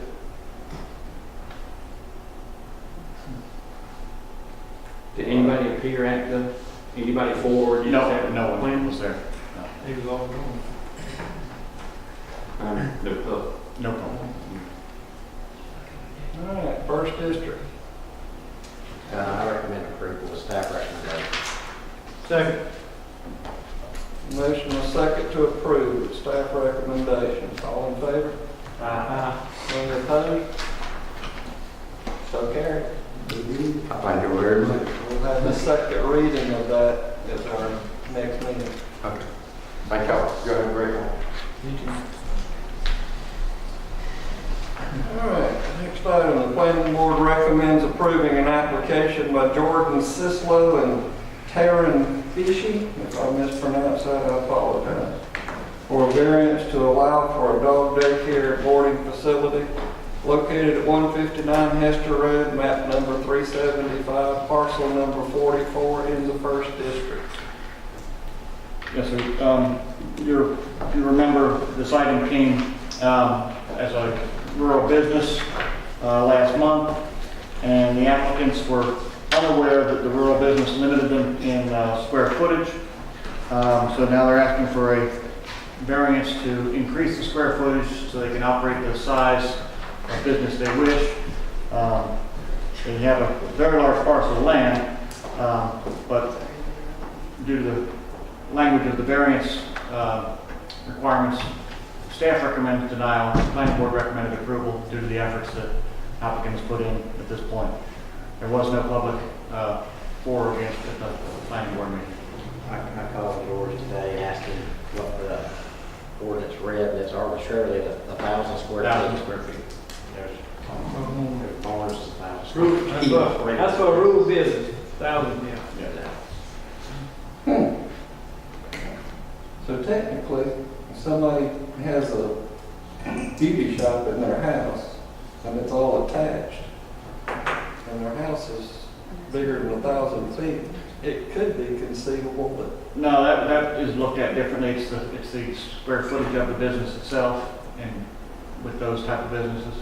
And it's residential, not rural. And usually that type of business would be a residential business, not a rural business. But rural specifically is for large acreage and for things that often are outside or have outdoor access uses. Anyone here wish to speak for this?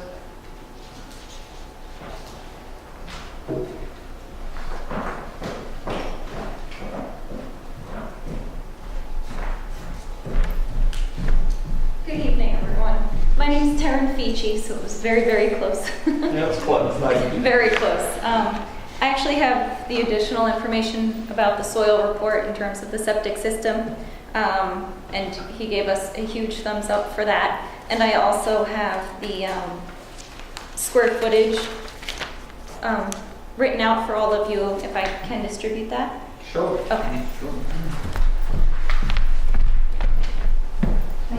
The only call I had on this was from one individual that was, what was it, 1,500 feet away, is quite a... At least, he's up here on Effingham, somewhere up in this area. I have a map for him as well. His concern was the septic system, so they take care of that.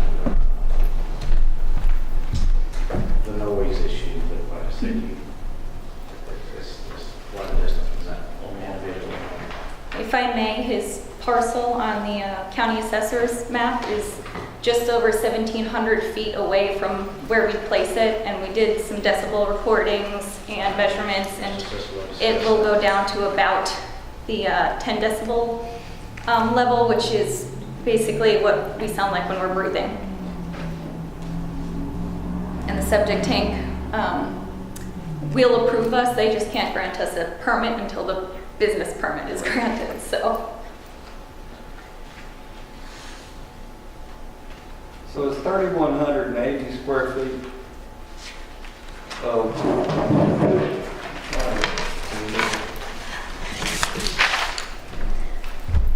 the building itself is 15,1700. Okay. Outdoor runs and indoor area. And that's where we get into some trouble, because even we want to have maybe a 60 square foot suite, so that allows enough room for a larger dog to be comfortable, or two in the same family. So even if we only had the 10 suites, that's already 600 square feet. And that leaves us very little room to actually allow them to play. And just being in the south and the heat, I wouldn't want my dogs out there if it's 100+ degrees out. So then we are also looking for the indoor play area in addition to the outdoor. And how many feet is this away from your closest neighbor? We had written in for at least the 75-foot berm from our buffer, from our proposed location to Knoll Conaway. It's more than double that, and that's within our property line. And then from there to Hester Road, which is closer than the actual next home, is almost 4 times that buffer. They intend to put it somewhere in this area, and the closest home is down right near, right about in here. So it's going to be several, well over 100 feet, if not 200 feet, I think. It's almost, I think we stopped counting at 750 feet away from the road within our property line. And he's across the street. Went through the noise reduction system. Yes, that was us. Ram chainsaw. Right. Yes. He's technically oriented and I'm a nurse, so we're very analytical. So you're well over 500 feet from your closest From neighbor. neighbors, yes. And since this will be conditional, they can't do any additions to this without coming back. Correct. Right.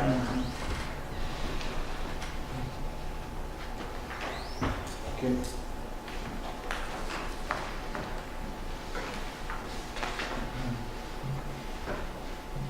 Would y'all be amicable to having that as a restriction in there, that the facility is going to be at least 500 feet? From a neighboring home? Oh, yes. Okay. We already are, so Well, that's what I said. that's fine. And that's from the outdoor fenced-in area, not even from where they're going to be sleeping. Well, the 75 feet is close. Yeah. If you have this many dogs next to it. Before I want to make sure you're clear, if you put that in there, you have to be 500 feet away from the closest home. So instead of this, I mean, we're already meeting the 75, so it's going to go from 75 to the 500. I'm just asking the question. I don't know that I want. But what if somebody else wanted to build that? I don't know if you need to throw in the extra. Well, there isn't much between where they intend to put it and the road, it's, I mean, it's all their property, but They would almost have to sell the property and yeah, have a home in. right, have a home closer, but Certainly would be to an existing house, not one. And he owns the properties on the far side as well, so. There are no homes there, but I can see a couple hundred, but Ours 500 is your district, but I'm but good with the way it's set up. I mean, 500 is bigger than industrial buffer, so. yeah, I'm not comfortable with going 500 feet. 75, it's kind of close if you have, how many animals? It's going to be 70? well, it would 70? No. We would probably, if we could get this much space, I think we were originally looking at 10 to 15, top 16 suites. So the only case that there would be more is if for daycare, but they would not be sleeping there, so they would be out, within those daytime noise codes. Daytime noise level. Right. If you got a measurement from he owns off of Hester Road, what's to the corner of his building off of that is? I think you wrote that in at one point, but I don't know if it's in this file anymore, or it's probably in the other file. You measured from Hester Road to where you intended to be at one point? Yes. Yeah. And Yes. that's approximately. Based, when we were calculating the buffers, it was, we stopped counting after 750 feet. Well, where did 75 feet? Where's that coming, 75? That's where the original or very Planning first board. planning board Right. Planning board threw that in. put that in the septic system, which we were already planning on doing. Okay. George, you saying that you're on where you want to put his building? Yes, and it's considerably back from Hester Road. It was, not to the wetland, but it was considerably back there. There's a home and a couple of cemeteries kind of much closer to the road. Right, because he told me, somebody talked to me about the cemeteries, and he said that the public would have access to those cemeteries if needed, and that none of this will be. No, No, it's going to be well. no dogs anywhere near that. They are protected as well, and he's done a wonderful job cleaning up around them. So I know all the neighbors have been pleased.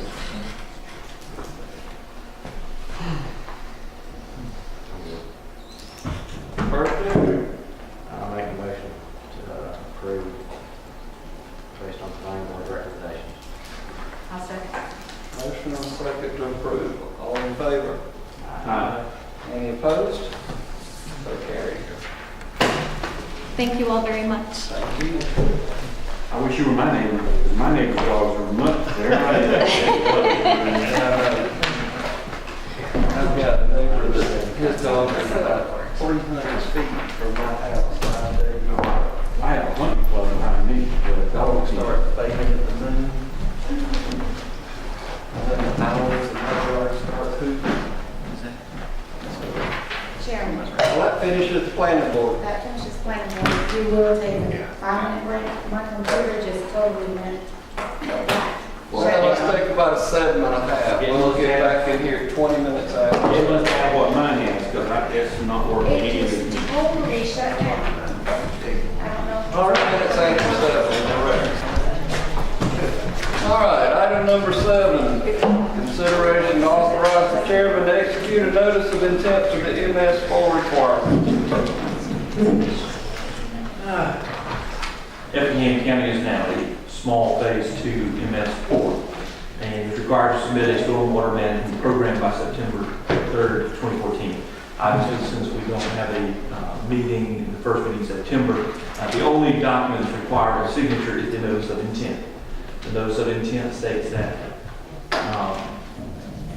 the provisions of the stormwater management program were undertaken at the direction and knowledge, and to the best of your knowledge are true and correct, and that certification is on the notice of intent.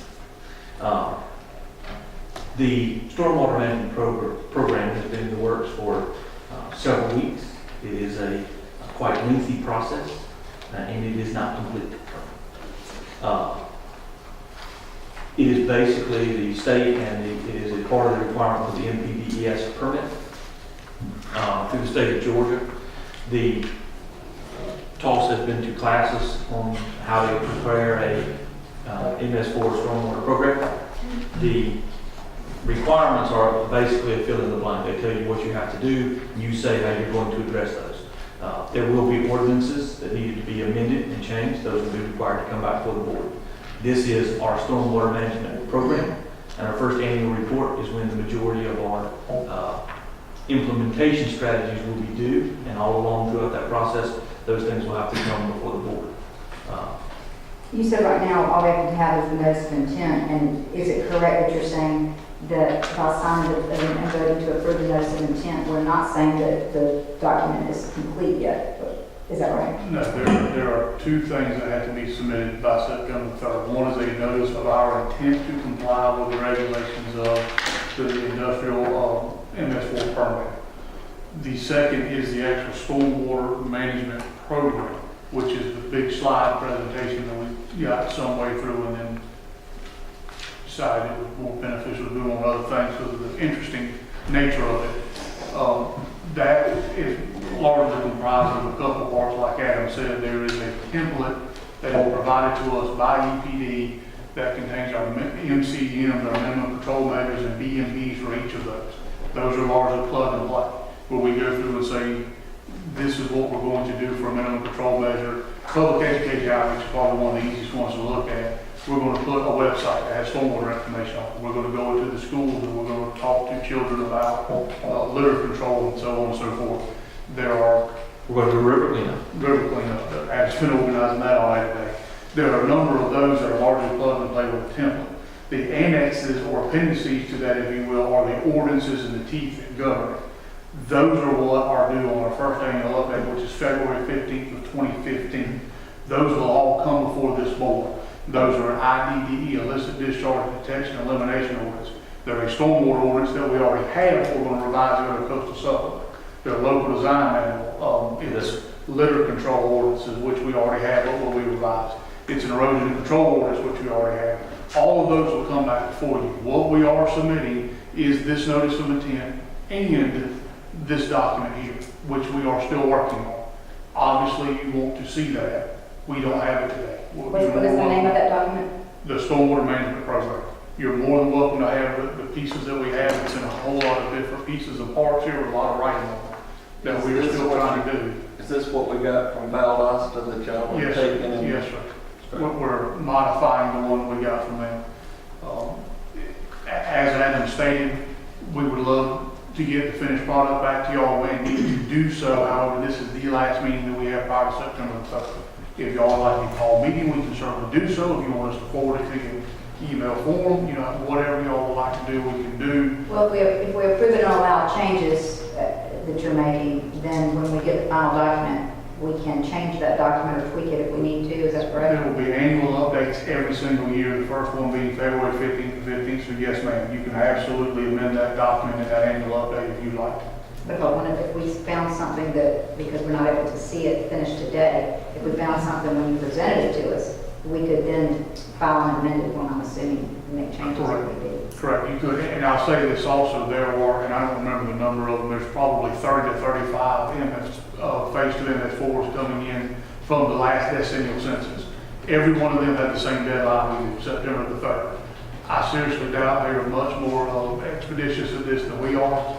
EPD's probably going to get 30 of these things on September 3rd to review. It'll probably take them till January to actually review them. So more than likely, we will not implement much of this program until our first annual update anyhow. And this is being required by the Board of EPA. EPA. Yes, ma'am. Which is required to do it by the federal. Correct, which is enforced through EPD, but EPA's actual the entity requiring this. We have to do it one way or another. We do. And this is also not the ideal way of presenting to that. I understand it is where we're at. We're just trying to work through. So if this is a notice of intent to comply, what's the option? To not comply. To not send it and then take a penalty or something? And or file for a variance. That's what we asked about the first time. I think the board decided, look, we need to do it in-house, just go through the process. If we file for a variance, we file a letter stating that we intend to seek a variance, but we also have to file a monitoring program, which we have not been working on because we've not decided to go down that path. There are many more documents that will come. They're all due by September. Most of them are due by February 15th of 2015. There are some parts that are due February of 2018, such as some of the mapping and inventory.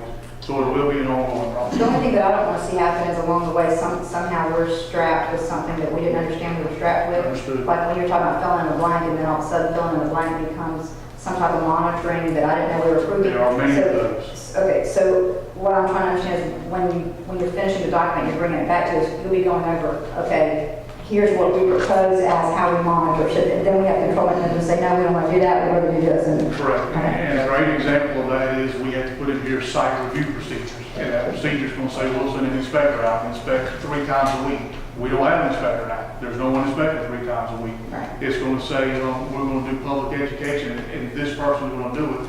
There are some requirements. That's a very valid concern, and they're all through this document. yeah, do they have state requirements or state recommendations on each, like as far as monitoring? Do they say for monitoring, you have to at least do a minimum of this, or is it just a recommendation? We have to comply with the GSA, the Georgia Road and Sedimentation Act, and the permit, unless we're no longer an LIA, unless we turn that completely back over to the state and let them do it, then we're out of it. And an example of that is even though we're an LIA, our site plan review procedures say contemporaneously we take them and we send them off to Georgia Soil Water Conservation, who has delegated theirs to NRCS for review. We don't review those, NRCS does. We can through an MOU with them, but I don't know why we won't take that on. We just let them do it. Quite honestly, I'd rather see us get out of the LIA business because then it's just 15 days that goes and it's. What you get for that is you get half of the permit fee. Well, we still get half the permit fee, even without reviewing. But I know Chris and them, engineering firms, they're actually starting to track their time on this coastal resource supplement thing now because it's so involved. It's extremely involved. And because they're spending as much time on this stormwater stuff as they are engineering On the the whole rest of the project. Grading and all used to be the big ticket, now it's road. It's extremely costly to the project. But those aren't our requirements. Those are, and I will say this, that in the permit, the MS4, the permit requires the coastal counties in which we are one to adopt the applicable part of the CSS. That's a requirement now. That's not South something. Carolina's had this OCRM extra for a few years, and it's kind of just starting in Georgia now, all the coastal counties. Correct. OCRM has been this way for years. DHEC in South Carolina, DHEC OCRM has been about what the SCS is, or CSS is for many years. They're making it become our requirement. They have made it because we're phase 2 MS4, correct. We're now required to adopt the CSS. We've been talking about it, but we haven't done it. We adopted the Georgia Stormwater Management Manual some years ago. The CSS is a supplement to that. It's an add-on, if you will. It's not a whole new creation, but it is now a requirement, and it's flavorful. I think simply what we've got so far has been reaction to what the state has required. Now this is federal required. Right. What we could do, and what I think possibly be a solution, would be to, on the 16th, which would be after we submit, would be to have that, a presentation and go through the entire plan on the 16th, so that you can see exactly what we submitted within 30 days of when we submitted it. But authorize the chairman to sign with the concurrence of the administrator. And Adam's already put one of these together, which is just tracking all the pieces of it. There's a lot of moving parts of this thing. And please understand, we're in no way sitting here saying there's nothing in this document that will bind this board to spend money or commit in the future. There are a lot of things that you all need to know about. And I'm not saying that. There are many things that you all need to be brought up to speed on. I just don't have them with that. Everything that I've heard from the construction and engineering world is MS4 is a good thing.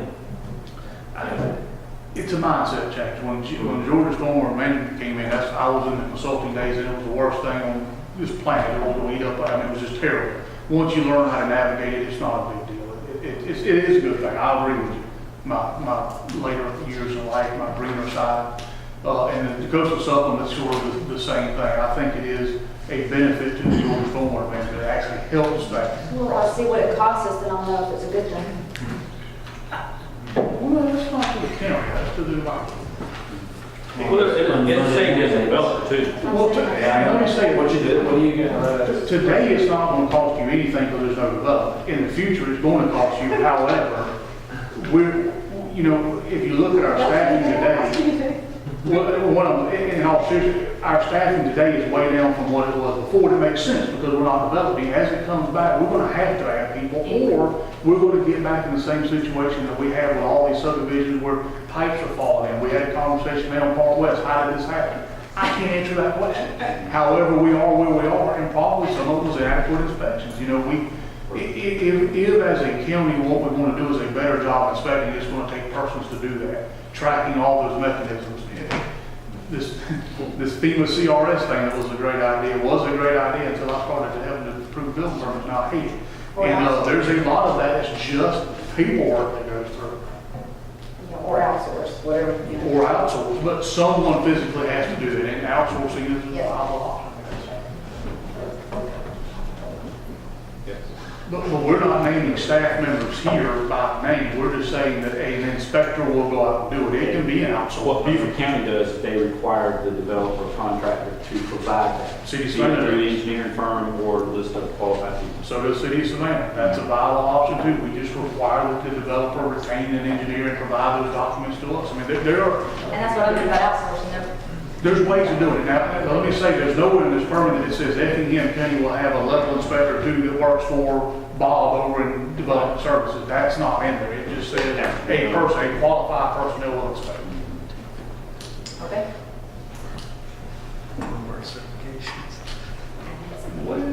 No, I mean, yes, we have to list certifications and currently I stored them myself, but hold a level 1B certification. However, we can amend that, put whomever in there, as long as you hold level 1B certification. You actually need the alternative one amended a little bit, not just the board may elect to authorize the chairman to execute the NOI and submit the stormwater management program. Yes, ma'am, that does need to go with it. And you'll see on page 2 of it, item 3, minimum control measures, all those pieces are what's included in the stormwater management plan. So I think what you said, though, you just say and transmit the stormwater management plan, that would be covered. Well, and if I made the motion, I would add, everybody's okay with that, and for staff to bring the revisions to us at the next available meeting. The final document. The final document. Because that's what we would have submitted on 3rd. Revisions to the final document. Because I'm basically, we're allowed to submit something that we haven't reviewed. And that could clearly be done on the 16th, because it has to be submitted by the 3rd anyhow, the final document. Just needs variance or stuff.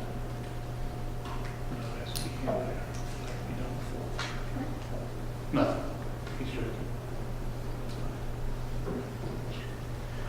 The motion, if you want to make it. Is everybody comfortable with that? Yeah. Okay, let me see. We want to say the September 16th meeting is when they bring it? Okay.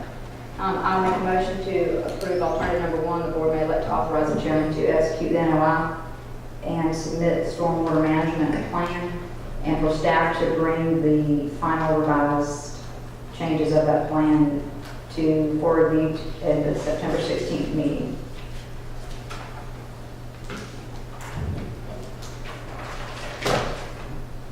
I have a motion. Second. And a second. All in favor? Any opposed? So carried. Next item, consideration to appoint a representative to the District 2 and District 3 seats on the BOC as appointed. To the DPAS, the Department of Family and Children Services is comprised of a 5-member board, which consists of a representative from each of the commissioner districts. It appears that Ms. Effie Hunter is vacating her seat after 33 years of being on board. She is in the 3rd district. The DPAS board has requested that Ms. Linda McDaniel, who is currently on the board, be moved to District 3 seat. And there needs to be an appointment to the District 2 seat. We've had 2 applications submitted, one by a Lindsay Dodd and Mr. William Carter. Ms. Dodd's application does include some education in family and children's services. So we just need to appoint someone to District 2 and decide if we're going to go with Ms. Linda McDaniel for the 3rd seat as requested, or if we're going to advertise for candidates. As far as the 3rd, I've talked to Linda about it, and I think she got caught up in redistricting. She did. From 3rd to 2, and now she is in 3rd. So as far as I'm concerned, I'm fine with her staying on the board as the 3rd. And she's still willing to serve. And she's willing. She is willing. And I advertised the position, I don't know why I didn't think about this before, but I advertised the position for the District 2 because that being my district on my Facebook page.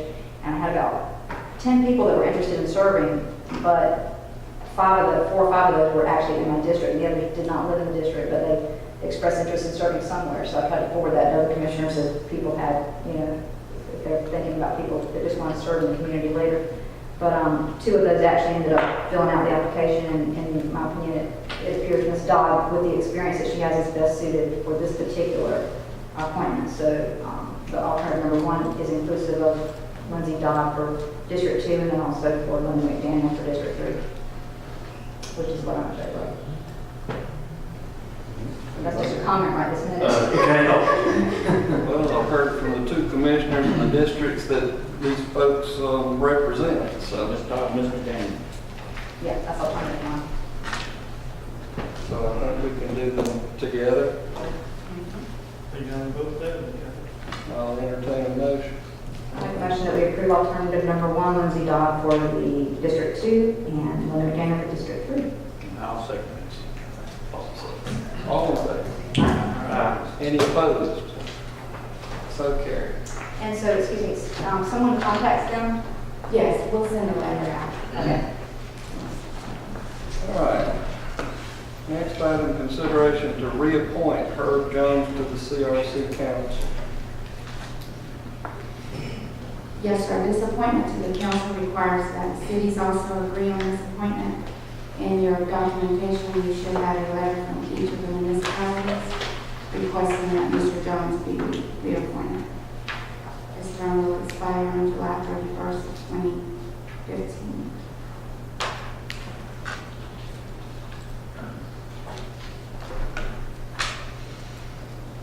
There are no other candidates. All right. A motion? Make a motion to approve alternate number 1.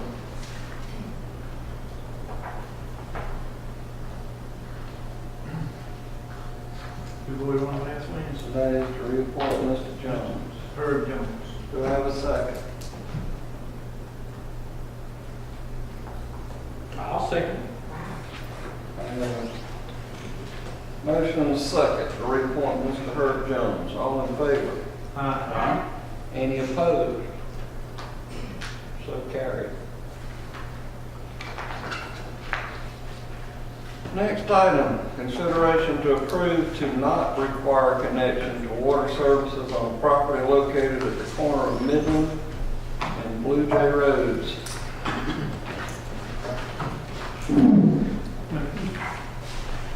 Mr. Chairman, Mr. Brewster had contacted us. He has a property at the corner of Middle and Blue Jay Road that they wish to put a structure on there. And due to the distance of the structure will be located from the existing water lines, and there's existing water line on both Blue Jay and Midland on both sides.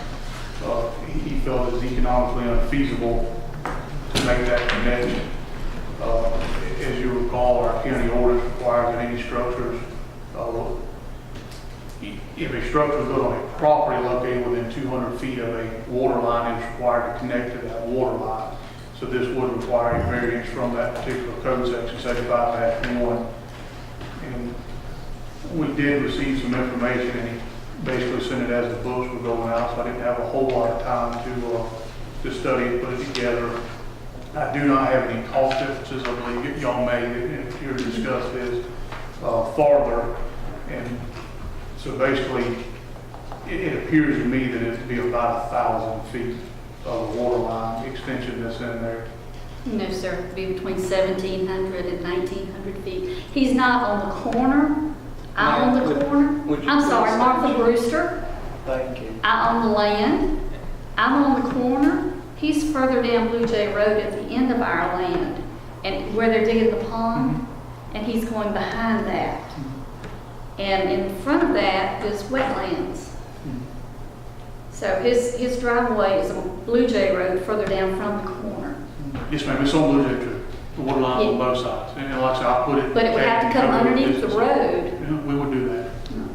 We would provide a tap underneath the road. He would have to connect on your side of the road.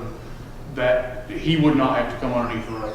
And again, I just put it in on top of aerial photographs and drew a line. It's about 1,000 feet, so based on the information I was given. Okay. All right, well, that's what he told me, so I don't know. Understand. How big a tract? And just so that I'm clear, you told us who you were. Are you here to support? And yes, Okay. yeah. Just wanted to be sure. It's trying to get the price difference. It's gonna be like $11,000 to hook into your system versus a deep well, which is about between $4,000 and $5,000. She's here to support the variant. The variant, right? Yeah. And you said $11,000. Where does that number come from? I don't know, he's en route to Minnesota right now, and he just sent me something that's an estimate showing the price, and I didn't notice. Did you notice who it was from? He took a picture of it and sent it. Do what? Do you have a copy of that? No, it's on my phone. If you know how to take it off of there, you can get it. Probably could. Because, I mean, he was getting on the plane in Charlotte, headed to Minnesota, as we were coming here. Okay. So while you were in one of your breaks, I texted him and said, I didn't get it, send it again, and he sent it again. Well, I was contacted by a well person today, and they mentioned a few costs, and I don't know what all, but the cost of the line, and then also separate from the cost of the line, the connection fees. Then there was a third thing, so all that together. This is similar to the Larson situation, where the large, what size tract of land is it? How large is the tract? I gave him a 5-acre tract of 5 acre land. tract. There's an 18.9 acre. It's in your book. Trying to see what sheet this is. Okay. Because the ordinance says that the property is within so many feet, not the residence or where. Well, basically, it says where it's reasonably whatever, and then it says, and then it gives a definition of what reasonably would be if it's within 200 feet of the property line. But one of the things mentioned, and this may get a little bit past, I know we can't change an ordinance tonight, but something I do think that we need to consider looking at for this an ordinance tweaking of, that there are situations in which the property line itself is within 200 feet, but if it gets to be too outrageous of where the building is, then that might not be. As an example, what this person that does wells said to me, he said in Savannah on Ferguson Avenue, he said where their water lines would have to go on all their properties, it's about 1,400 feet. They always give a variance on Ferguson Avenue. If it's over twice as much as a well, I think that's when they allow it. And I am in favor of tweaking this so that we help take care of those scenarios. So kind of where we would give a variance would be clear, but I don't know how you guys feel about it, whether the cost of the rental here enough. Well, the cost should be the building. I mean, you could own a 2,000 acres and have a house in the middle of it, and the water line run right side your cornfield. But you got to run the But that's the line. only way you'd have to run it. I'd say it would, to the building, wherever they don't build a house, 200 feet. I'm trying to figure that out. If it's 1,000 feet, Depends on what the connection plan is. 2-inch pipe. You ain't living that long. No, it's going to be 3,000. Well, and again, if you start counting connection fees and all, I mean, that doesn't matter. Any house is going to have a connection fee on the system, whether it connects to a lateral or a 5,000 foot extension. So, I mean, those are just, the cost of being on a water system rather than a well. I agree with that. And the difference should be truly the difference in the pipe. And clearly this is not 100 foot on a normal house. It is, whether it's 1,000 or 1,800, it's definitely more than normal, but what is that difference? And I apologize, I don't know what 2-inch line costs to put in, and like I said, Mr. Brewster came in Thursday, I believe with this, as the books were being printed, and we ended up injecting this in, so I didn't have enough time really to stop and figure what that cost would be, so. You said you live next to, you live on the property? Yes, I live on the corner of Midland and Blue Jay. And do you have a well? I do. It was there prior to? Yes, sir. My grandmother's house was there before we tore it down. What, is there a cost estimate, Toss? What is staff recommendation on this? I'm assuming staff's recommendation is that we don't give the variance because it doesn't comply with the ordinance, so it's never given a variance. Well, correct from that perspective, but what I would say is if the cost is cost prohibitive, I would recommend a variance. I just don't know what that cost is. I would tend to think that 1,000 foot is more like $3,000. And again, the piece on the road, he mentioned that too, and we spoke briefly, he was on the way out then. Right. And I didn't have enough time to tell him, then we actually make that one. We'll run the bore underneath the road and put the tap on your Now, side. that could be it right there. That was something they were talking about as a cost consideration. If they were looking at directional boring or molding or whatever under the road, He was that could be. That could be a But lot. running 1,000, but you're gonna have 2,000 feet of the water line to supply a house. What would our cost be for all that? But that's not. We have one right now in Goshen's $1,400. 1,400? Yeah. And we were trying to, on that one, do it to where our people watch what they're doing so that we can go rent the equipment, cut that down by $800. Just the equipment rental, we don't own it, it's $800 or $900. So technically, the tap-in fees and all are going to cover our cost for that, and then we're going to make money in the future on the user. All right? Yeah. Let me ask you this, if the price was cheaper to tap to hook to county water, would he be interested in that? I don't know. I mean, We've always had a big well, and we just like the way the water tastes. What is the time consideration as far as possibly putting this to the next meeting and getting real costs together so we can actually figure out? He didn't mention that to me. He's trying to put his house down, so. So pretty much down. Yeah, he didn't mention that to me, whether he was trying to do it tomorrow or 6 months from now, so it's No, not. about 5 Young lady weeks. sitting down, do you have something bad? So putting it off 2 weeks won't work? This is just a plat that basically If you drew stand out. up and state your name and whatever you have to say. I'm April Sherry. This is just a plat that he's kind of drew out that said where the well would go and how far That should be in your before it had to be connected to the county water. page 7.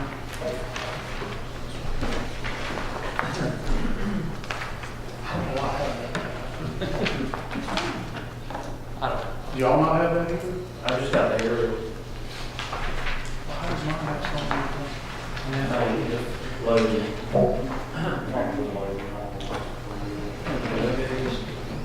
Maybe we do have, maybe it's not loaded on here. It's loaded. Yeah, that's it right there. It is probably designed. And then if you look at the next sheet, that's the one, sorry, catch your name, it's talking about with wetlands in the pond. You can actually see the wetlands in the pond and everything on it. She has an EMC border. So the wetlands doesn't bear part of it because it could go right down the driveway, which. That's the way I had considered it, yes, sir. If you look at the first page, page 4 is where I just coded, and I coded it because I had to put it in GIS. You'll see it on the aerial photos with the water lines and everything, and I just came straight down the driveway to the house. Well, even if it was 2,000 feet of 2-inch pipe, it's not going to, a well's going to cost more than pipe. So I don't see connecting to the county water as being cost prohibitive. And the big hurdle here is you have an ordinance Yeah. that says that. And that's what, either that needs to be just taken out and says it's optional, or, about connections. I understand, But there is an ordinance for a property owner, I don't like the idea of forcing.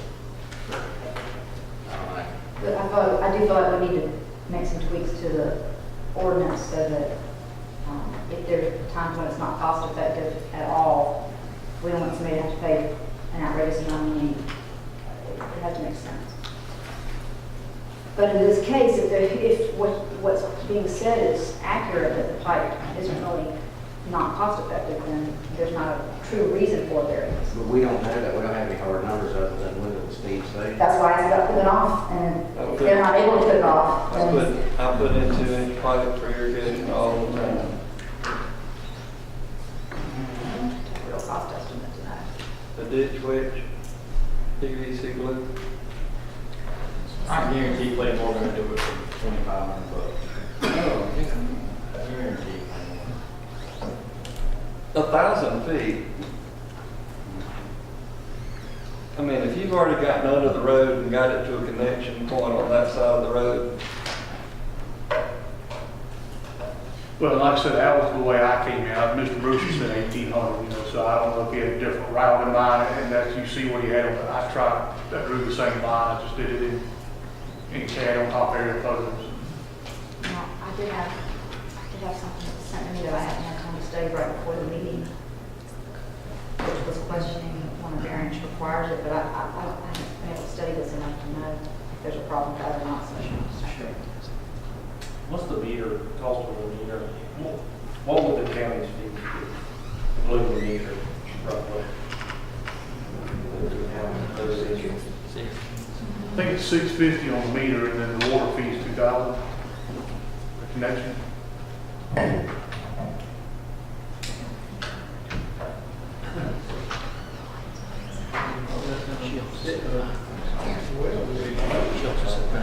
Before you run the last time.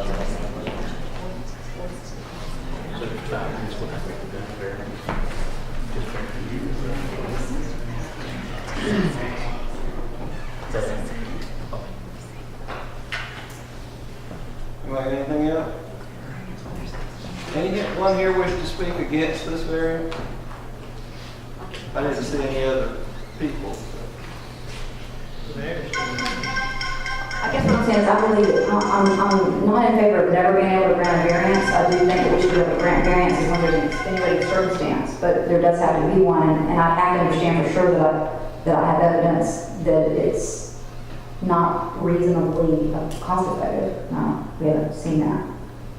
Okay, I can give you, I'm sorry, I can't read it, who it's from.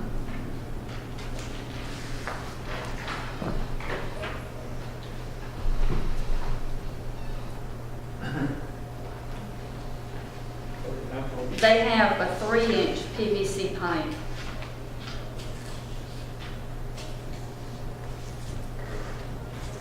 Have you actually got a quote on that phone? Is that what you got? Yeah. He took a picture of it and sent it. And That's I'm what the sorry. quote were, 3-inch down some Brewster. Be 3-inch PVC pipe, $42.50, ditch witch, $500, installation fee, $1,300. Fee, okay, he does have fees. Blue Jay, we handle that part. Yeah. Like in Blue Jay, tying the water line, $2,500, total of $11,300. Fee to put down a well is $45. By this scale, So if you back out the $27.50, you're less than 800 feet. Oh, really? Yeah. I think it's around 1,000 is what I came up with. And they will, driller must be providing a quote. Well, and this guy quoted 1,300. I'm sure you measured it, that's across the road. so that, but anyway, the numbers he gave, 11.3 minus the trenching under, or going under Blue Jay, minus 11.3 minus 27.50. And of course, the well driller wants to drill the well. What you say, is that what you came up with? That's what I had to take the 11.3 minus the 27.50. Well, see, originally in the facts and findings, it said 1,800 feet and then 1,500 feet. And that's a 3-inch line, which is not a residential It well. says he stated 1,800, Yeah. that's what I came Yeah, up I with. understand. So, I mean, I don't want But to. that's basically almost in half now. So his price would be 85.50, not what this guy. For a 3-inch line. Which is not Which is, necessary. one would be the minimum, 2 would be what I put. But is that going to give you any water pressure for that far back? From 2 to 3, plastic and stuff. From 2 to 3, it's 1 to 2 is a lot. Inch and a half line would probably be good. She asked you a question. I'm sorry, ma'am? Is that going to be enough, the 1 to 2, to give water pressure that far back? The pressure will still be there, it's the volume of flow. So, but a 2-inch line will handle that. I mean, there's subdivisions with only a 2-inch line in it. A 5 to 10 lot subdivision, there's subdivisions with only a 2-inch line running down. And it's a loop system, so it's 2 inches down one side and back up the other. But She'll get the whole, That's right. 2-inch line. And he's done that for a living, he's speaking from experience. First, that could be for sure. this one doesn't go. It is a I just don't do that. Our water system is not, you know, I can't say. Having people on property, you know, tie in, I think it's more for subdivision and growth and.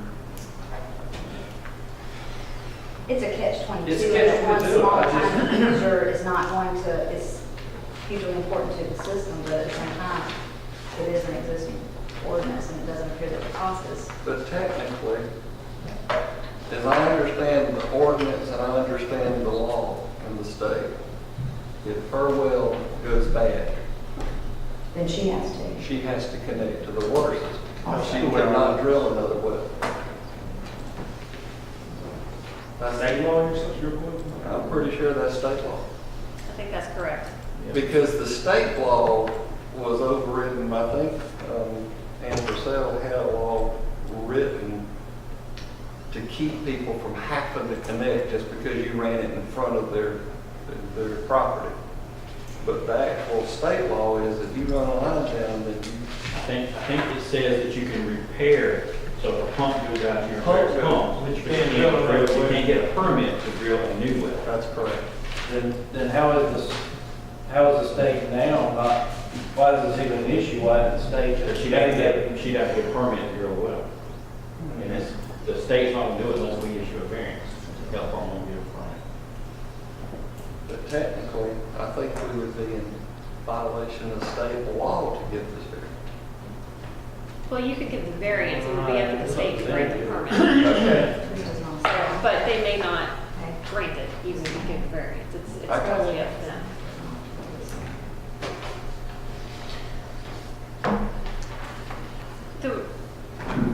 The way the county's ordinance is written, it is presumed that it is reasonably feasible to connect to the county water line if it's within 200 feet of the property line. The ordinance presumes that the cost is feasible. That doesn't mean that you can't still grant the ordinance, but the way it's written is. The way it's written Yes. is, we could determine that it's not reasonable, and that would make it not reasonable. For example, the one we did before, what was the guy's name? The law allows for that That one. variance. 100% like. Right. With that written. The If we ordinance- determine it's not reasonable, it would be, The ordinance itself does not have any language as to the board determining what is reasonable and what is not. You could still grant a variance That's from right. the ordinance, but the ordinance presumes that any, the ordinance leaves it correct in that way. And if this really was $11,000 to connect to the surface line compared to $6,000 to drill a well, I'd be for it, but I just don't see that. I think, with us going under the board, doing the board under the road, I think it's less money to connect. Well, and he made the comment to me, if you guys have to pay for the boring, then it'll take you years to recoup that. But with the price that I just heard for us doing the boring, recognizing our tap fee will take care of that. And that board doesn't only have to be for that one place. Once it's on the other side of the road, you can tie into it for other Benefit things others. later. now, if the board grants the variance, it does not require the property owner to put a well, just to make it completely clear.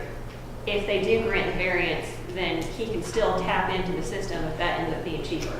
It just means that he would be allowed to put in a well. We're also not prohibiting a well, we're just requiring him to tap into our system. Right. Correct? Right. But if you tap into the system, there'd be no. You don't need both, but I'm just saying, we're not prohibiting a well. Because there's a law been sent to me about prohibiting a well.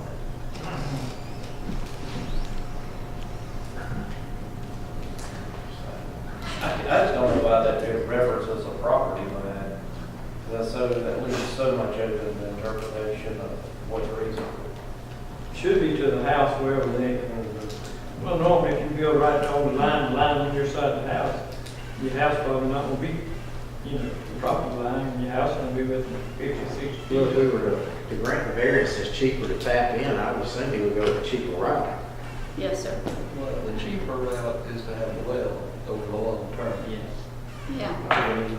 Yeah. Well, I For wouldn't do years. mine. Of But course. I wanted to do, but at the same time, there's a water system that has to have users get on it for it to ever We get don't on. need that, we don't need. Yeah, That's why that ordinance was written. The well, you don't have to worry about it freezing up either. y'all don't have one. Y'all got what you, y'all like Kind of this. system up there, y'all's in? They have a situation just like this I in sure Berlin would be. County, I'd be in a heartbeat. and they won't let me drill well when I connect Where's that? in Bryan County. They're not following. I just Well, wait. he did say that the ordinance, and I haven't seen it myself, but the well person said the ordinance in Savannah does also say it's the property line, but they do give variances if it's more than like 1,200 feet or something like that. Well, that or the cost is a certain amount over the cost of drilling a well. I don't I know. don't like to use cost because they're so, how many, what numbers are you going to use? That's what's hard. When you use cost. Having I recognize your point, that you have a real you have a problem with requiring somebody to use something, not allowing them to use their land the way they want to. But we have an ordinance that's doing that, but it's a problem. It's a tweaking.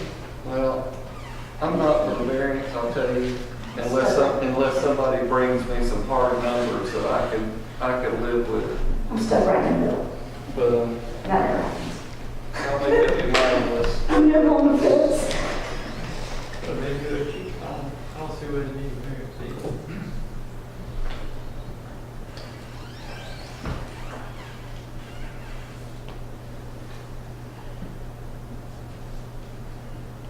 Which district is this?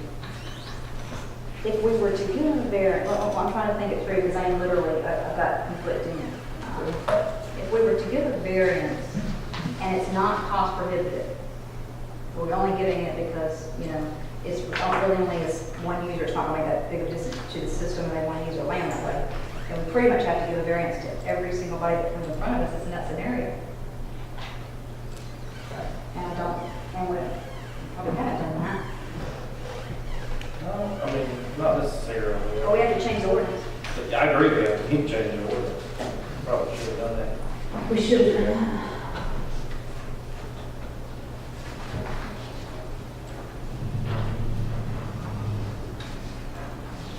Is there any possibility on this property of other houses being, parcels being cut off down that road? Other houses being put on? Mine's the only one I know about. And I still have all mine. The other houses that are on that side of the road have been there for years. Until you get down to that subdivision. It's almost to Highway 17. So you own the property that's, you gave him a road back to this property that's behind yours. Yes, sir. And your acreage on the piece of property that you have now. I think it's 29 acres. So it's conceivable that you could possibly cut your tract of land into 3 parts. No, but I'm not. But you could. I mean, by our ordinances. That could happen. Why would I want to do that, though? I'm just saying. I would say that it's There's a water, then that person will get the drill well, that person will get a drill well. I like since what I'm big on is always one staff recommendation. I will have to say I just read through this and this is what, and I agree with it. If the cost to comply with Chapter 75 is infeasible, as in staff recommends alternative 1. Alternative 2 would be recommended if evidence presented does not support the claim that it's infeasible, and I have to say I agree with that. And I don't think evidence has been given that it doesn't, that it supports it. It's infeasible. If you're out in the middle of 150 acres, That's it's right. infeasible. But in a 5-acre tract, they're choosing where to build the house at. On the tract, the pond's being dug in front of where the house is going to go. That was my choice. But it's not infeasible. I think I agree with the staff recommendation. It's not infeasible. And we have that ordinance that's staring us in the face. And maybe look at tweaking and putting it on the agenda and tweaking that ordinance. So the 11,000 that's not real. Well, if we back out the We don't have board, a real- we don't they're really- 85.50, they can get a well for 445, so it's 5 grand more than twice. A well is going to put out, a 4-inch well for that price of a 4-inch well, is going to put out an 1.5-inch line. The price that we're talking about for the water line running up there is a 3-inch line. So the numbers that we've got, that quote that you're looking at is not accurate. That's not comparing one to the other.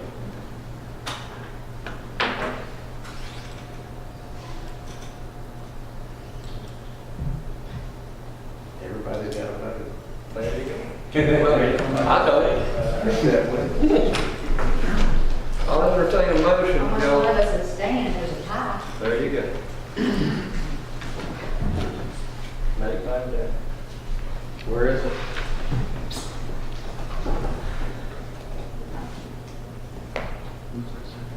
Blue Jays, that line, that's my area. Get it here control. What's the alternative? I'm sorry, I don't have documents. Oh, Things not working. Florida County ordinance require connection to water and sewer.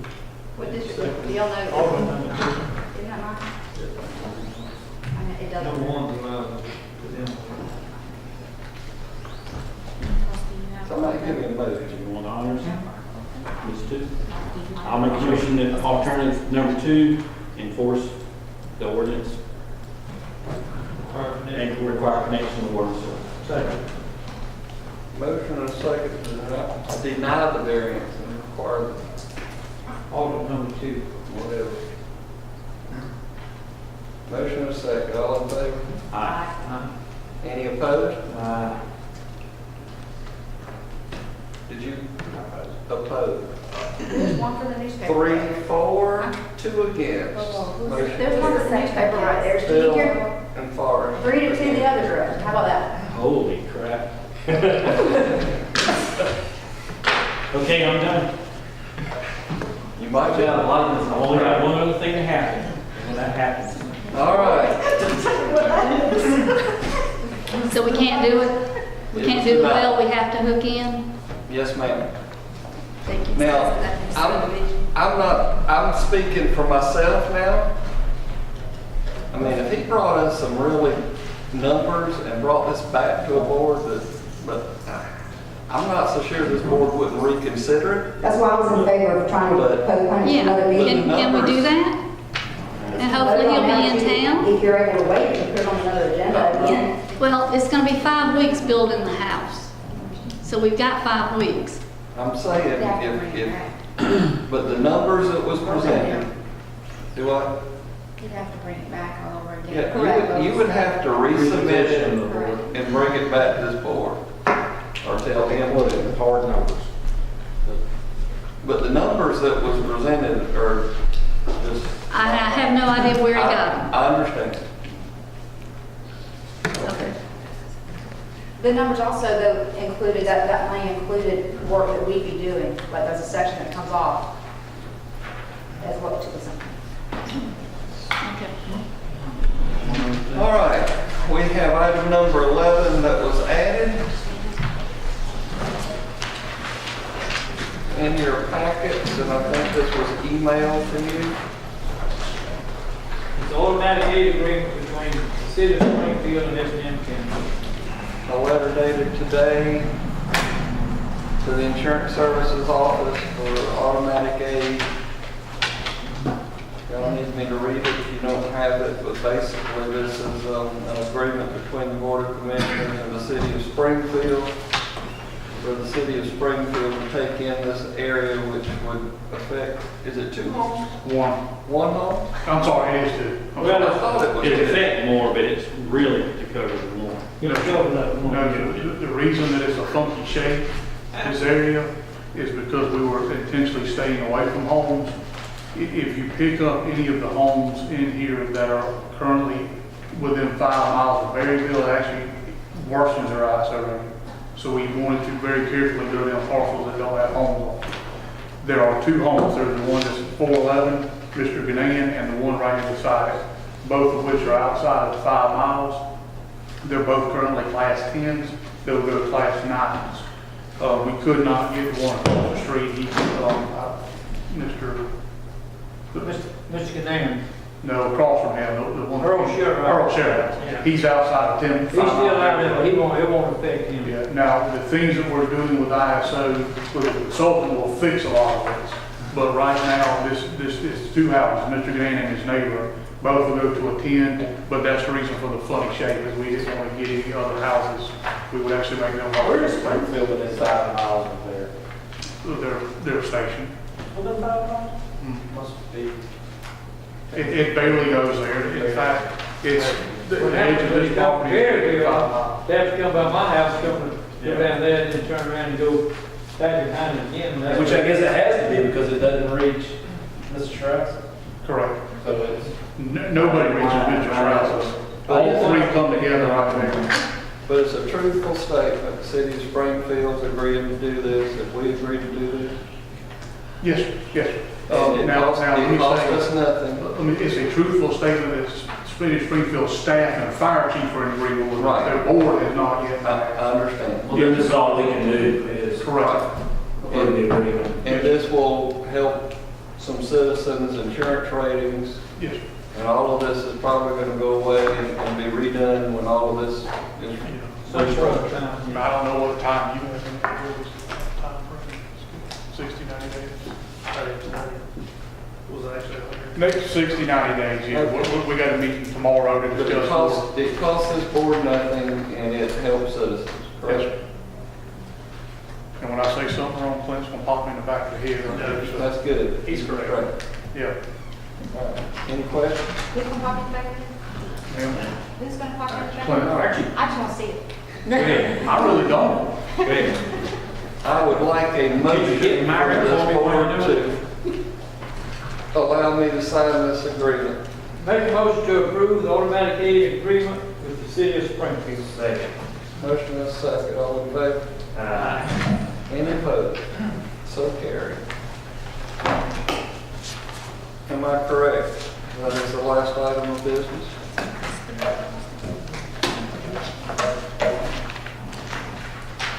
I am told that unless this board has a need for an executive session, we don't need one. That's correct. Then I'm down to staff reports. Is there any staff wish to speak tonight? I have one little one.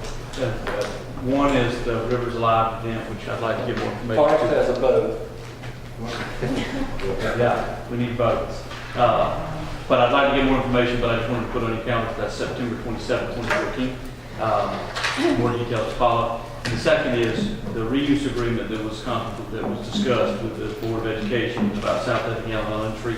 We had a meeting, which I was not here. It'll say that we need to bring an agreement to you. The Board of Education has received a hydrant meter for potable water, which typically carries a charge of $1,000 deposit, which has been deducted with the water that they're using.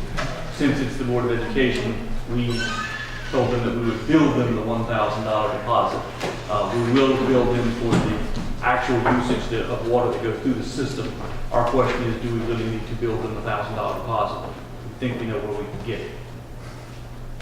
So, I don't know why. we're going to bring an agreement. It's a refundable deposit. Yeah, that's right. That we That can't can- spend, basically.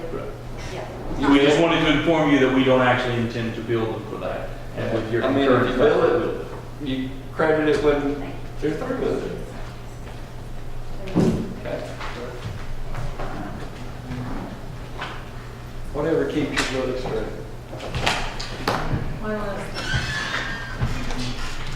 What else you got? Adam, calling Adam Cross. Ready for me?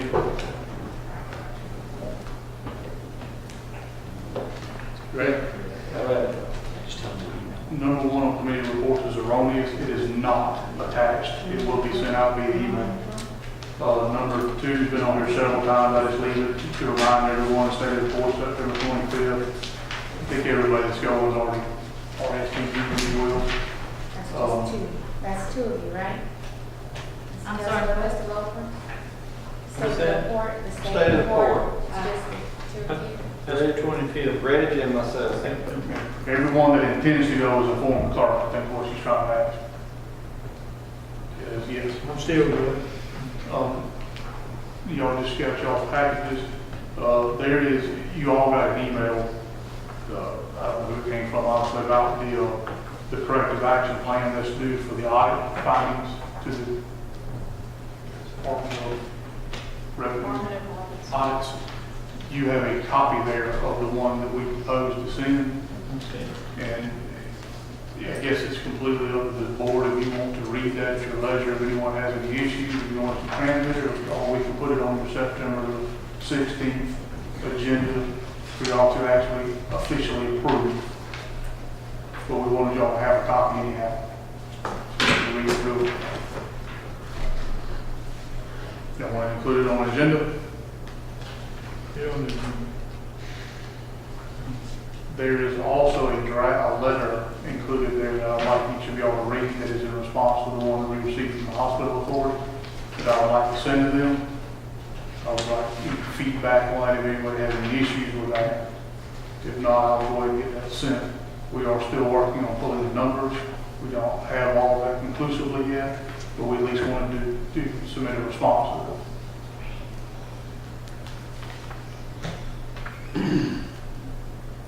I was asked earlier today about a situation similar to the one on Augusta. There's a development across from Emerald Plantation that's going in. I believe it's 5 lots, 7, 12 lots. And there's a water line that runs up to the corner of this property that goes internally into Emerald Plantation, starts it. What the developer has requested to do in the past was to extend a smaller line on their property, which would be a private line, to service on that development. There's a couple of pieces here. As was stated earlier, we don't have a firm policy on what we do with people for extensions, whether we require them to extend it, we cost share, how we go about that. And this is also one that the board requested at least cost estimates on the past on some things we could do to improve the water pressure on that end. One of those was to make this extension beyond this property to 17 to tie back in the school of Marlowe. So if that happened, obviously that would be a moot point. However, I don't think the development schedule will allow that. So they had asked where the board stood on this. I don't know that the installation of wells is smart. It is specifically prohibited in our ordinance in multiple locations, being that it's a major subdivision, should not do that. So I'm assuming that at this juncture, the board is fine with just allowing them to extend a smaller line as a private line on their property. Is there any thoughts on that? We have a 14-inch line up to their property point, correct? I believe it's 16, just a large line. Yes. You keep correcting me, I'm gonna get it right. We'll call it 14. There's a line up to the corner of their property, that's correct. How far is it across their property? Do you remember it's about 1,000, 2,000 feet? It's pretty good ways. Maybe 2,000, probably close to 2,000 feet, I'd say. There are 12 lots, 5 plus, it's at least 60 acres, probably larger than that. Yeah, it's 60 acre parcel. I personally think that line needs to be extended all the way across the front of that property. Now, the mechanism that's in place to do it is, we don't have it. Do we talk? And the other issue was they were concerned they're about to have sales evaporate if they don't move forward fairly quickly. So they wanted a decision, and unfortunately, the timing of our meetings, they cannot get one if they officially come to this board until the end of September. We're talking probably 150, 175,000 per ward line. It'd be for very 14. expensive for 16 inches. About that same distance, if they ran 2, would be it'd probably 25, something like that. There's a considerable difference, and even if we cost share with them the difference, and let's call it $150,000, they got to sit on it for quite a while until somebody. I just priced, and how I know I just priced a 2,000 foot extension of 12 inch. I just got that price in there. Like we said before, then if you extend it later, we're going to have driveways, we're going to have everything, the cost just keeps going higher.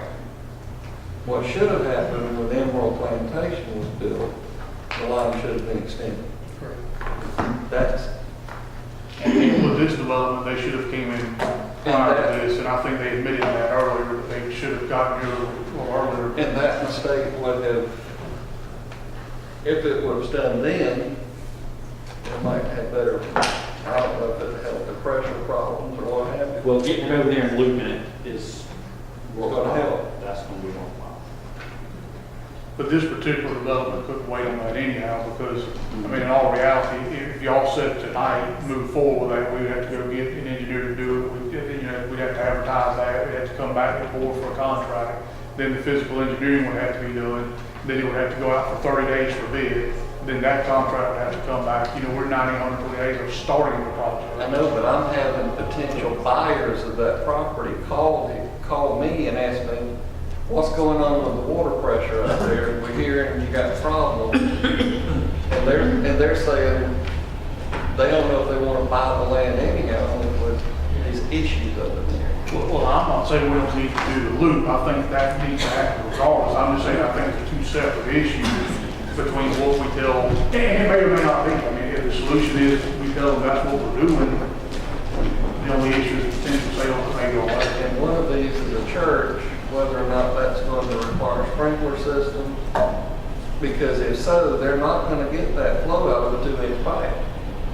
I believe, Mr. Chairman, our comments, well, I know our comments were to provide hydraulic calculation for the sizing of that line. I believe that is why the impetus for this question, because I don't think the 2-inch will suffice either. Is it not feasible to sleeve under any future driveways along there for the future? You could. I don't know, it almost, like it'd be more aggravated, it'd be easier just to tear a driveway. Probably. I mean, you could put a casing, you could put a casing in there. We did it on Old Augusta Road, we put casings under all the drives. That's a little different, I mean, that's. But if you're going to go to the expense of putting that sleeve there, you might as well put the pipe in.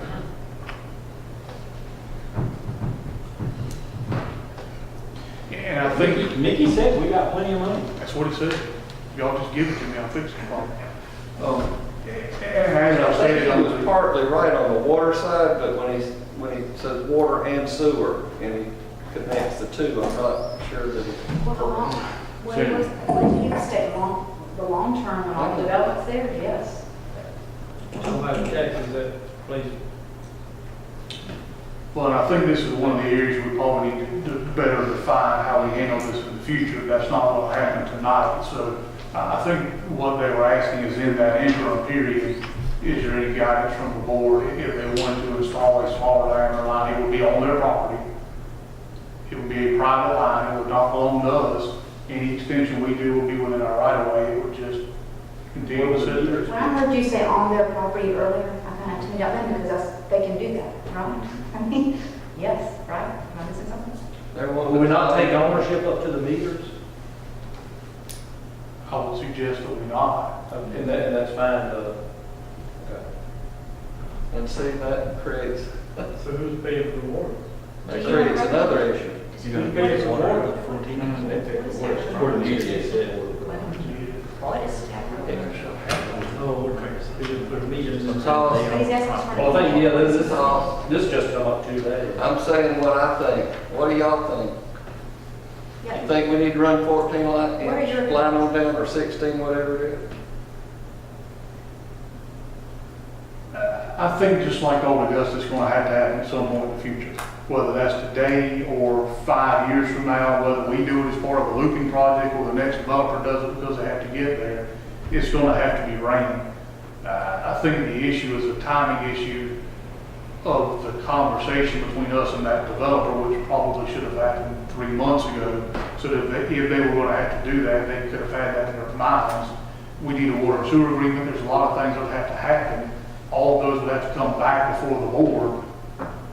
And the delays to that project are, at this point, may be detrimental to the project. I don't think it's our fault. I think they haven't communicated that to us up to this point. But I think timing-wise, they need to be able to move on something more quickly. The extension of that main line is probably not going to be the answer because of all the pieces that have to go along with it. Unless they just extended at their cost, period, and there is no reimbursement. And then I don't know, a 12-lot development could substantiate that cost. How much we're talking about? How many feet? I'm guessing at 2,000, I don't have it in front of me, it's a pretty good ways, and based on what Commissioner I'm Mason saying, said. I would say 200,000, 175. And we're talking about a 16-inch ductile rather than a 12-inch PVC, the costs go up a little Yeah. more if we extend that, so. So it's double. Yeah. I mean, it's good So to. we're saying 14. Chad said 14. Okay. So it's a significant extension. Yes. And what? What is the line over on the other end, the one we would be going to tie into? What is that line, size? Like if we continue this 14 on, what's it gonna tie into? Is it a 14 over there? I'm shaking my head because I don't know. I'd have to go look at maps. Because theoretically, if it's a, say a 10 or 12, you can just downsize. Yeah, it's not a 10 or 12, it's larger than that. Virtually everything that we extended is manual 16, because it's a 10 or 12 goes behind the school back in the covered bridge. So That'll help with the flow, water quality, less flushing. correct. And I don't have those estimates in front of me, but I know that Steve had gotten those.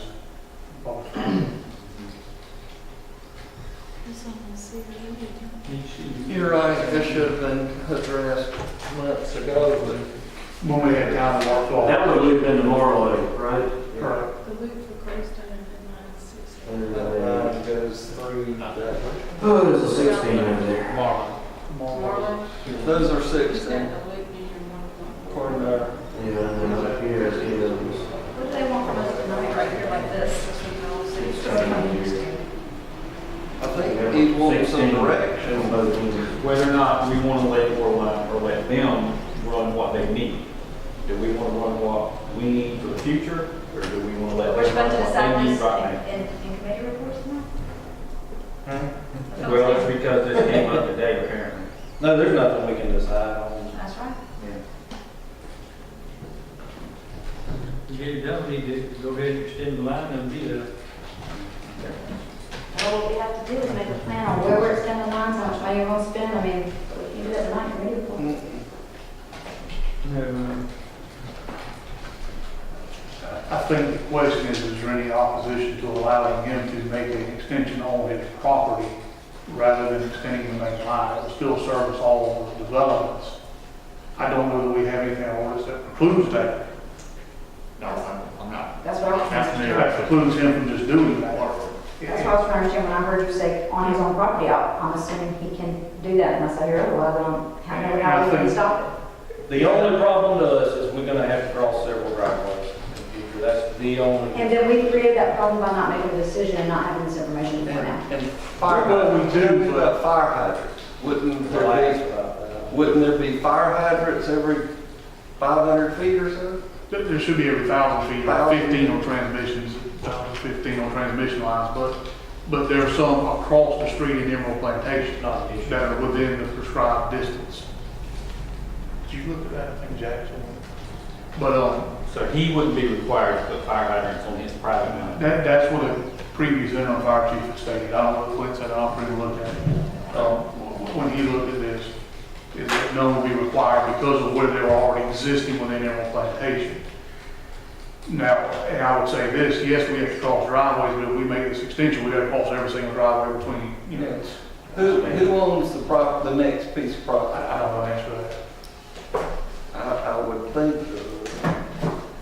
I think it's the same person that owns this. Maybe. Which then what happens whenever they come and decide to do something with that track? I don't think it did this. You think? I'd say if we can't prevent them from doing whatever they want to do on their own right now, they do that. If they deal with the future.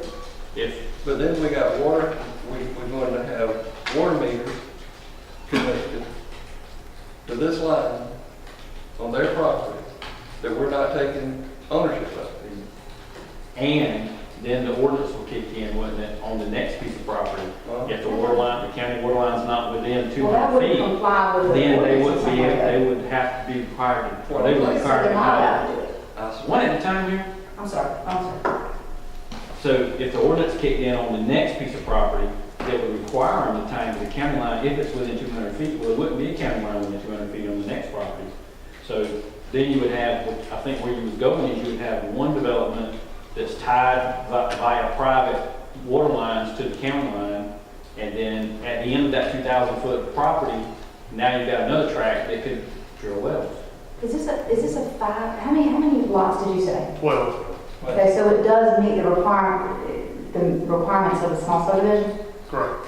No, the major subdivision. Okay, so then they do have to have, they can't just do this because it can't be metered separately like that, is that right? Each lot will be metered separately. But by their private 2-inch line, Correct.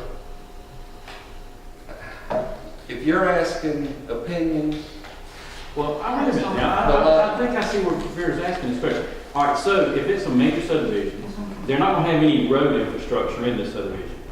So they'll have to dedicate an easement across all the lots to run the private water line on. Correct. But the meters are going to be along this line for each lot. Who owns the main line? Who owns on the county side of the meter? That's what I asked earlier. Yeah. Y'all said meter. And if It's a private. if it's on the county side of the meter, I understood it to be, then in that easement, that line would be dedicated to the county. It generally is just within our right of way. And the meters go at the property line so that the ownership separation is different. In this case, what I would say is that where it comes out of our right of way into their private easement is where the ownership transitions. So they want to run the trunk line down the county right away? No, it will be within private property, which is why I'm saying I would suggest that it, now if you wanted to do it the other way. You could require them to give us an easement if what they want to do that. Correct, that was one of the comments that they. Or either meter all that off then one we're on a meter. 2-inch trunk line. Can't. Can't do that? No, that's. But they If you're asking opinions, I think the main needs to be run on down front of the property. It needs to be, but can. It needs to be extended, we know that. It needs to be looped, but can we afford it? And we don't have an ordinance requiring anything, quite So frankly. that's what I'm saying. I don't even have an idea of cost right now. What's the problem with We're taking ownership considering, of we're that 2 considering inch? costs, running something we don't even have any cost for? Yeah, we have some costs projected on these Where looping are projects. they? It was Where are DOT 2 or 3 meetings ago. This one is 1.528 million. It's a 16-inch water main from Marlboro Elementary along 17 to Blue Jay to Emerald Plantation, 4/30/2014. I'm assuming that coincides with the meeting. It was a couple of meetings. So, okay, so what we're discussing, we don't have what this was, that's past meeting, is $1.5 million for, do we want to do this right now for this little thing? We need to know right now, is that right? No. Because I got an answer, No. that's the question, that's what I understand. No, what I'm saying is that would be the ultimate looping $1.5 million. Oh, about 175 to do this. Yeah, well, we're talking about 2,000 foot of this, Let's get to it. 12,500 feet. That's in. So give me the question. Give me the question. Is the board opposed to allowing them to run a small diameter line to only service their 12 lots? Because that's what developers are requesting to do. As opposed to. Running a if we don't- 16-inch line, that can will they cost run it, us- let's call it a 2, that's what they're saying. I have my doubts it's a 2. Can they run a 2-inch rather than a 16-inch? And if we don't let them do it though, then our cost, if we were going to pay for running a line, as we're talking about, is what? Approximately, well, let's do it right here, 12 days, $55 a foot. Well, it's $55 a foot times 2,000. Pretty close to what you said. You have to allow them to do something.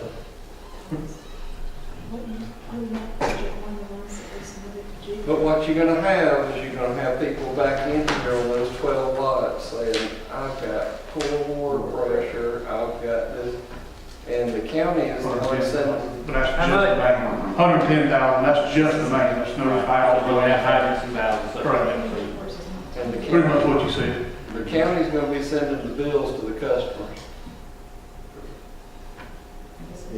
And they're gonna be here looking for us to fix their problem, and we're gonna be creating the problem. Well, I would disagree with that from this standpoint. What we've told them to do is give us hydraulic calculations, say that it work. That's why I'm saying I don't believe it'll be a 2-inch line.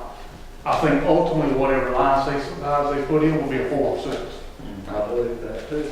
Because what we have asked for, what staff said is we're not approving a 2-inch because you say it's a 2-inch. You give me hydraulic calculations, say it works. And we know it's going to be charged. So what happens to the water line going in there? If the pipe ruptures or something happens to it, who's gonna fix it? What I was suggesting is they would. Now, what I'm hearing is if the board's uncomfortable that, we could let them be just inside of our right of way and we could own it and do meters the same way. We could certainly do that. They're doing the very back side of our right of way and we could own that line. Why couldn't they grant us a utility easement on their property if they run over that side? I mean, I know we're splitting hairs here. And we can do that too, so within an easement, we can still take ownership of the meters within an easement. Why not put the proposals on a agenda item and propose it to the board with all the information? Because we were asked today. This come up this morning. I hear that. And the next meeting is not till September 16th, so I said I would do this. I mean, I understand. You don't want to answer, that's perfectly legitimate. Everybody can give their opinion, if you just want an opinion from each person, you can get that. But I don't feel like I have any information. Well, they're not gonna have the house, we're not asking us to vote on it. I've heard a bunch of, yeah, but how do we give an answer? Like, There's all nothing I've heard else. is a bunch of different opinions. There's It's not nothing just else something- we're gonna vote on here tonight. If you don't wanna sit through the discussion, you don't have to be here. But That's not what I'm what saying. we need to do, That's not what I'm saying. what we need to do is we need to come up with a time, and this isn't gonna be done in a 1-hour workshop. We need to sit down. This is gonna take a while, and we need to look at our water and sewer agreements and kind of hash out some of these things and where we're going with these with these water lines. I believe that loop section 2 was submitted to GFET at one point It was. as a project. Well, I was trying to get the feeling he's looking for direction, and I don't know how we give direction. I don't know if he's looking for direction. It's not about kind of how bounce to it listen off to to see what comes out. We need to find out what it costs to extend the line in front of all those places. The line, Certainly before we can vote on something, Yeah. certainly. Well, let me say this for first. direction. The developer's asked to extend a small line. I don't see that we have an ordinance that precludes him from doing so. I think he can meet every single one of our ordinances by doing that. It's under 20 lots, it doesn't require fire protection, there's adequate fire protection across the street. I think he can adequately meet our ordinances with a small diameter line. I don't know that as staff, I have a way to say no to that. All I was asking the board is that going to tremendously offend somebody? So with requiring him to do a hydrology study on it, I know he's gonna come back, it's gonna be a 4-6, something like Yes. that. So then he'll see what a 6-inch, let's just say a 6-inch line, what a 6-inch line cost is, and then if we choose, we can go ahead and say, well, we know it's gonna run $150,000 or whatever to extend that line, and if we wanna do some kind of cost sharing with them, then we can do that. He would have to come back, absolutely, it wouldn't be a firm So the number. next step is let him do his hydrology. And what I also knew is we had Old Augusta on the agenda, and I did not know they were gonna do what they did with just the well. I thought that maybe the board would have a definitive answer on that as to how y'all's, let's just say you decided to cost share on it. And so the question would be, would you want to take the same model forward? We didn't get to that. He didn't seem to want us to do that tonight. Yeah, I understand. Okay. So, But then secondly, back to the way you just framed this again, when you clearly say to me, you don't know of a way to deny this based on our ordinances from what he's wanting to do, you didn't know if one of us would have an issue with it. If there's not a true legal way to deny it, it doesn't matter if we have an issue with it, does it? And again, we had Old Augusta, I was thinking that we probably would have gotten a resolution out of that, and my plan was to say, do you want to carry the same model forward, at least offer that to him.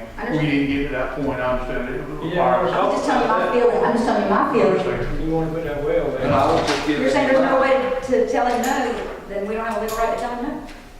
Well, we'll move on, I apologize for opening up such a large box. No, this is a big issue that's got to be, we've got to know how this is going to be moving forward. We do, and it's going to take, just like chapter 75, it's going to take, is it 200 foot from the structure? What is that, number to give a little clarity to it? And the last thing, I hope this will be a lot briefer, comp plan update. You should have a copy of the proposed update to the comp plan up there. That will be presented to y'all September the 16th.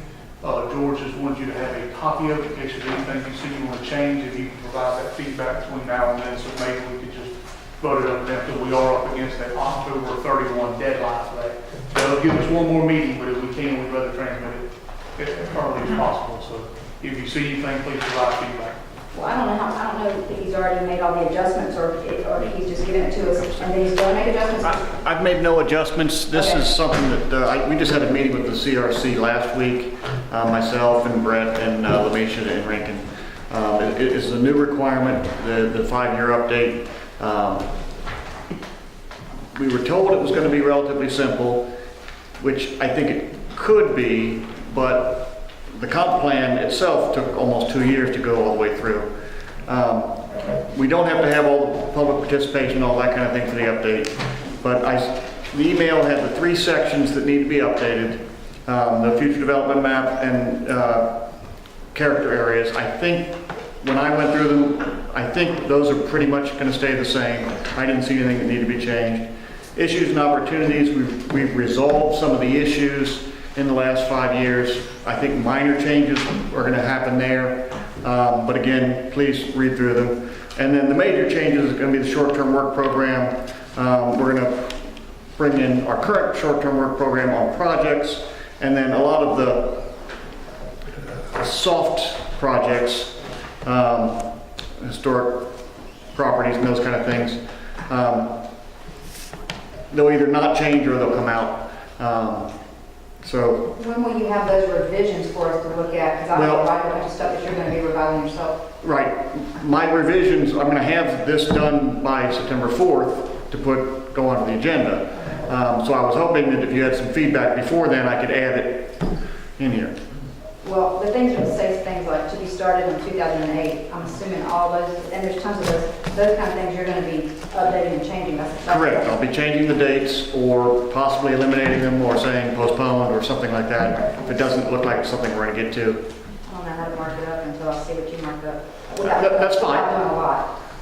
Yep. But Thank you. I will try to get it to you as soon as possible.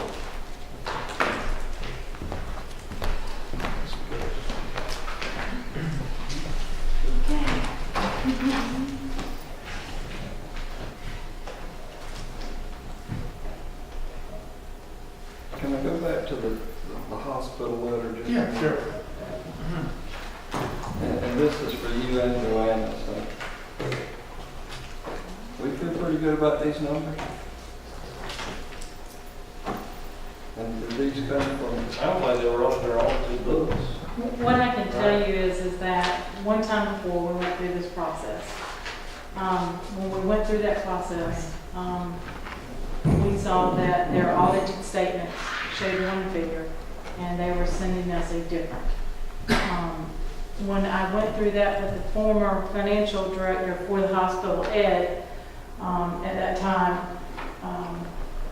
we had a difference of opinion as when cash was received versus when he was reporting it. And the fact that not all of their general ledgers showed every dollar that had been received from all sources of property tax. We have requested information from our tax commissioner regarding that. According to their audits anyway, what is shown in their audits, I believe on page 9 and 10 of their audits, show the figures that are in that letter as far as receipts from property tax. That letter also requests their general ledger details so that we can go back and proof the information that we are getting from the tax commissioner's office to those figures. At this point, I do not have any idea about the last several years. I know that the initial year that we went through it with Ed, there was some funds that he had not shown received in against property taxes. Is he no longer there? No, there is a new CFO.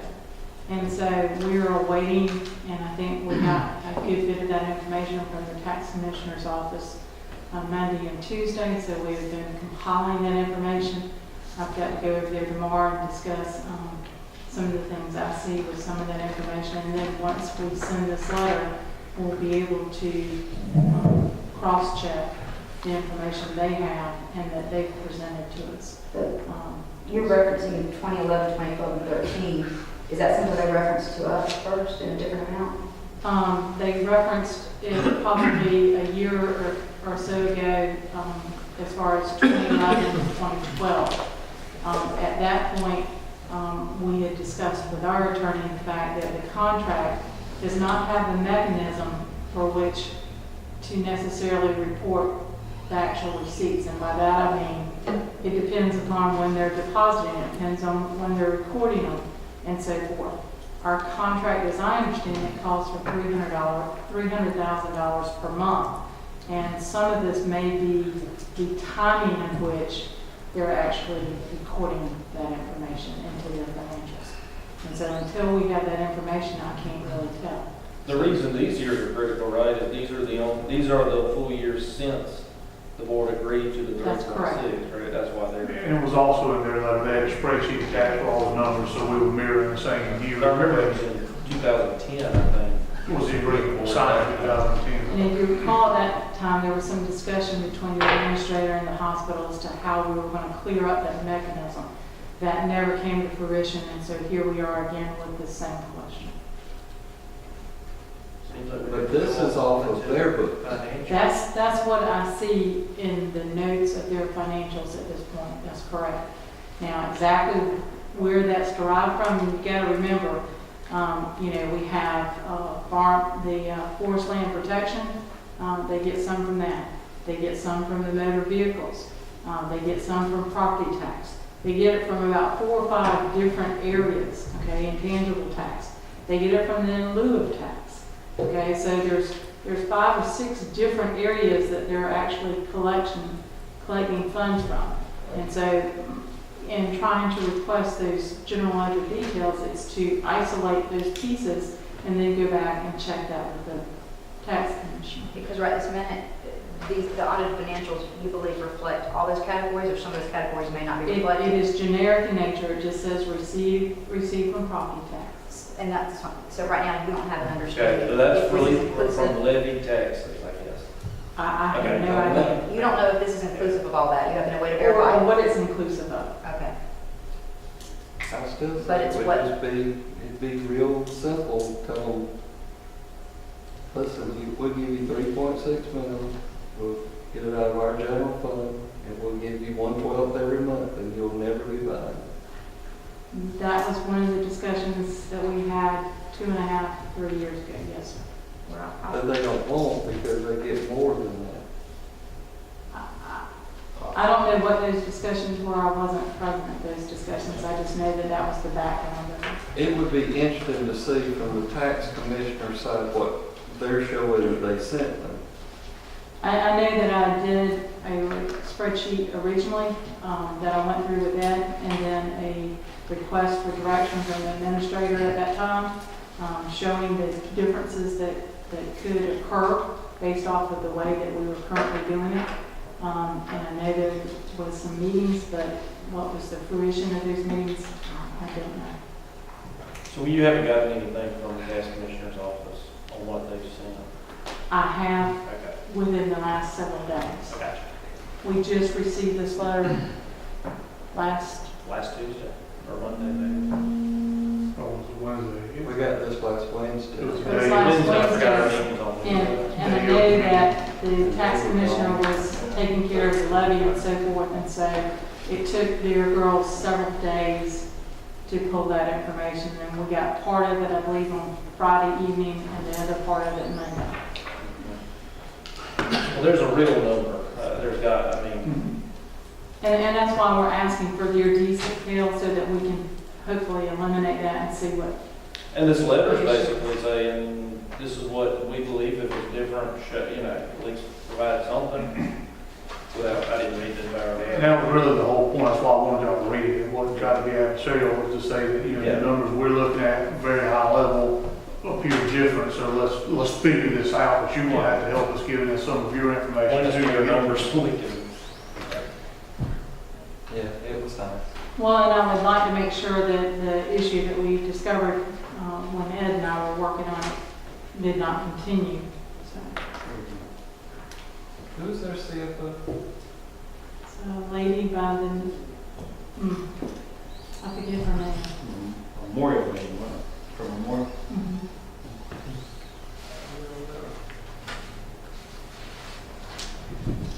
What else you got? The only other thing is within your documents, your folders tonight.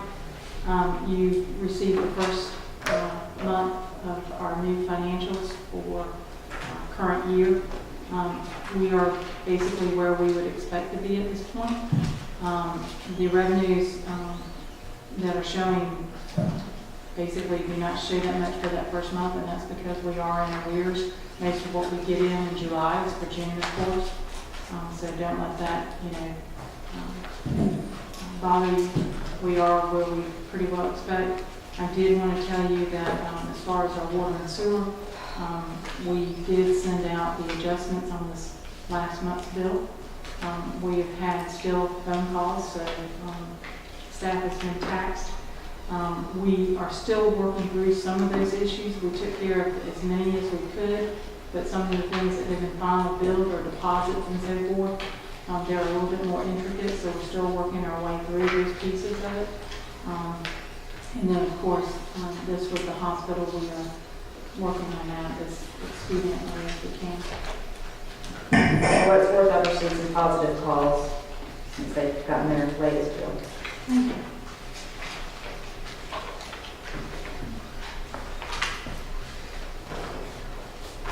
Anything else? Yes, sir. Any other staff? Any commissioners? All right, well, I would ask. So many commissioners. I'd probably like to let Adam talk, but I had a request at the animal shelter on, which fees were they, pool fees? Animal rescue, adoption. That, I'll let you go to it, let you. The request was from a rescue group that the board has the SOPs and the scheduled fees has a reduced fee that is charged to qualified rescue groups. Rescue groups come in and qualify by filling out an application, providing a copy of the state license, and then they're eligible to pool animals or adopt animals out of our shelter for a reduced fee. I believe it's $25 and it's half price. The request that came to Mr. Kiefer was to remove that fee altogether so that rescues could get more animals out. Staff feels the reason that we went with a reduced fee was because there are inherent costs with every animal that we receive. We can't adopt the dog out or the animal out on the same day we just received it. So we're required to hold the dog for 3 days at minimum, which means we have to keep the facility open, the lights on, the dog or animal food and water. There's an inherent cost there. We just wanted to recoup that cost. The second thing that Joanne and I discussed, it is a completely user-pay system. So to completely eliminate the fee would make it, you'd be shifting that burden from a rescue facility to the dad who wants to adopt an animal for the son. It's a one-time adoption. And our shelter relies on both. So if we were going to do anything, we would recommend a small reduction, but not a complete free pool for rescue. We used to have what I would consider to be a majorly or overtly subjective policy where the director basically made a decision on what they were going to charge or if they were going to charge for adoptions. The SOPs that we approved cleared that issue up. County employees used to get one free adoption a year. I think that got abused. Now everybody pays, including county employees, rescue groups, everybody pays something. Cut it in half. That's the reason we did it, so we'd have rules. The argument on their side was, they can get more rescues to come and place animals, but there's other shelters in the area that don't, so it's hard to get them to take our animals, basically. That's correct. Whether that's a valid argument. Or the fact that they live on Whether that's true, donations. that's a true statement, not as a fault, but is it accurate? If we could get more, if we could get rid of them, cut it in half. Then the more we get rid of, that saves us money euthanizing. That's correct. The current rescue fee is half of the full adoption fee. So it's already got. It's already cut.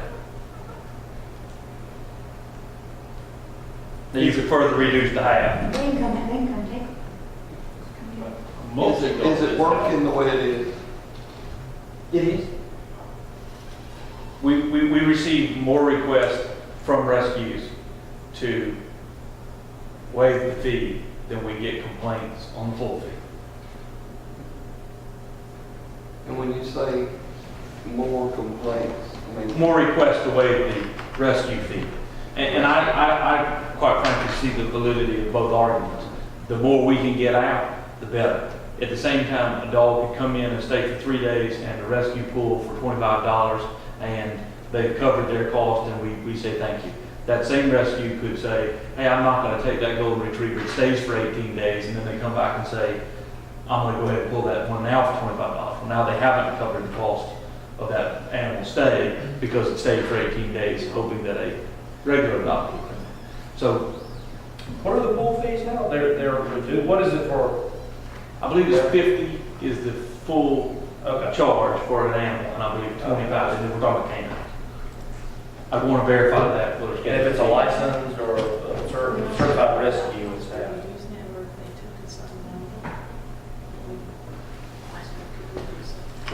You know, and we can do some research to find out how many rescue adoption rates we're charging to try to come up with what the impact would be for a reduction in that reduced fee. I think that would be viable, and also look and see what other, I mean, is this just a statement they're making, or That's what I mean. I want or is it to a fact that other places do it for nothing or whatever? You can definitely find that. And like Reggie said, I mean, shoot, if we get 10 more out in a month that we don't have to then euthanize and pay that cost, then That costs big money. Will we pay $3,000 or $4,000 a month for euthanasia? it gets up there. It's less than that, dramatically less than that. It is, the adoption fee for a canine is $35 plus a $15 rabies vaccination. So, $50. And now we're doing the rabies vaccinations in-house so that we want to keep up with that, so.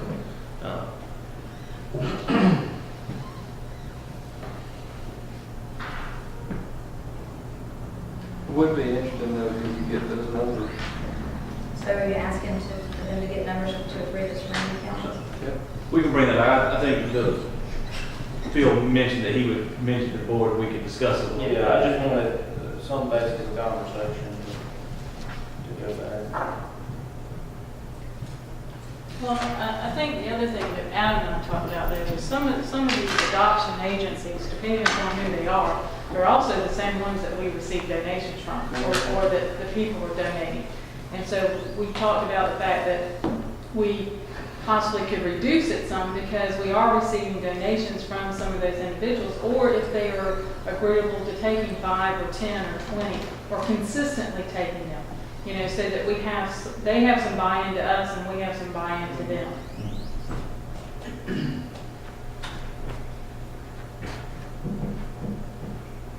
We'll look at all these alternatives and bring some more information. It's an old smorgasbord ideas. Anybody else? Yeah, one thing, George, would you ask him to check the speed limit signs, Reedsville Road, east of 119? Okay. I think some are down, some may have been stolen, and it changes up and down through there. And I had somebody stop me the other day and mention that to me. I didn't go to look for them myself, but asked them to look at the speed limit sign on Reedsville Road, east of 119. Reedsville, or EED. I think it's REID on the other side of 119, but It's not German. no, it's a Circle Street Road. But it's the east side of 119. Back to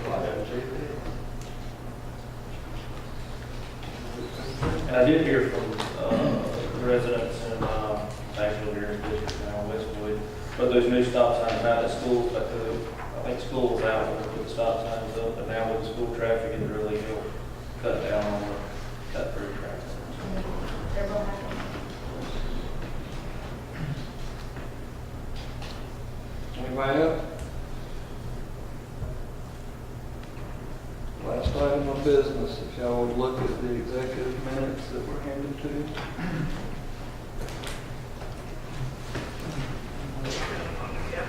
For the executive session for August 5th.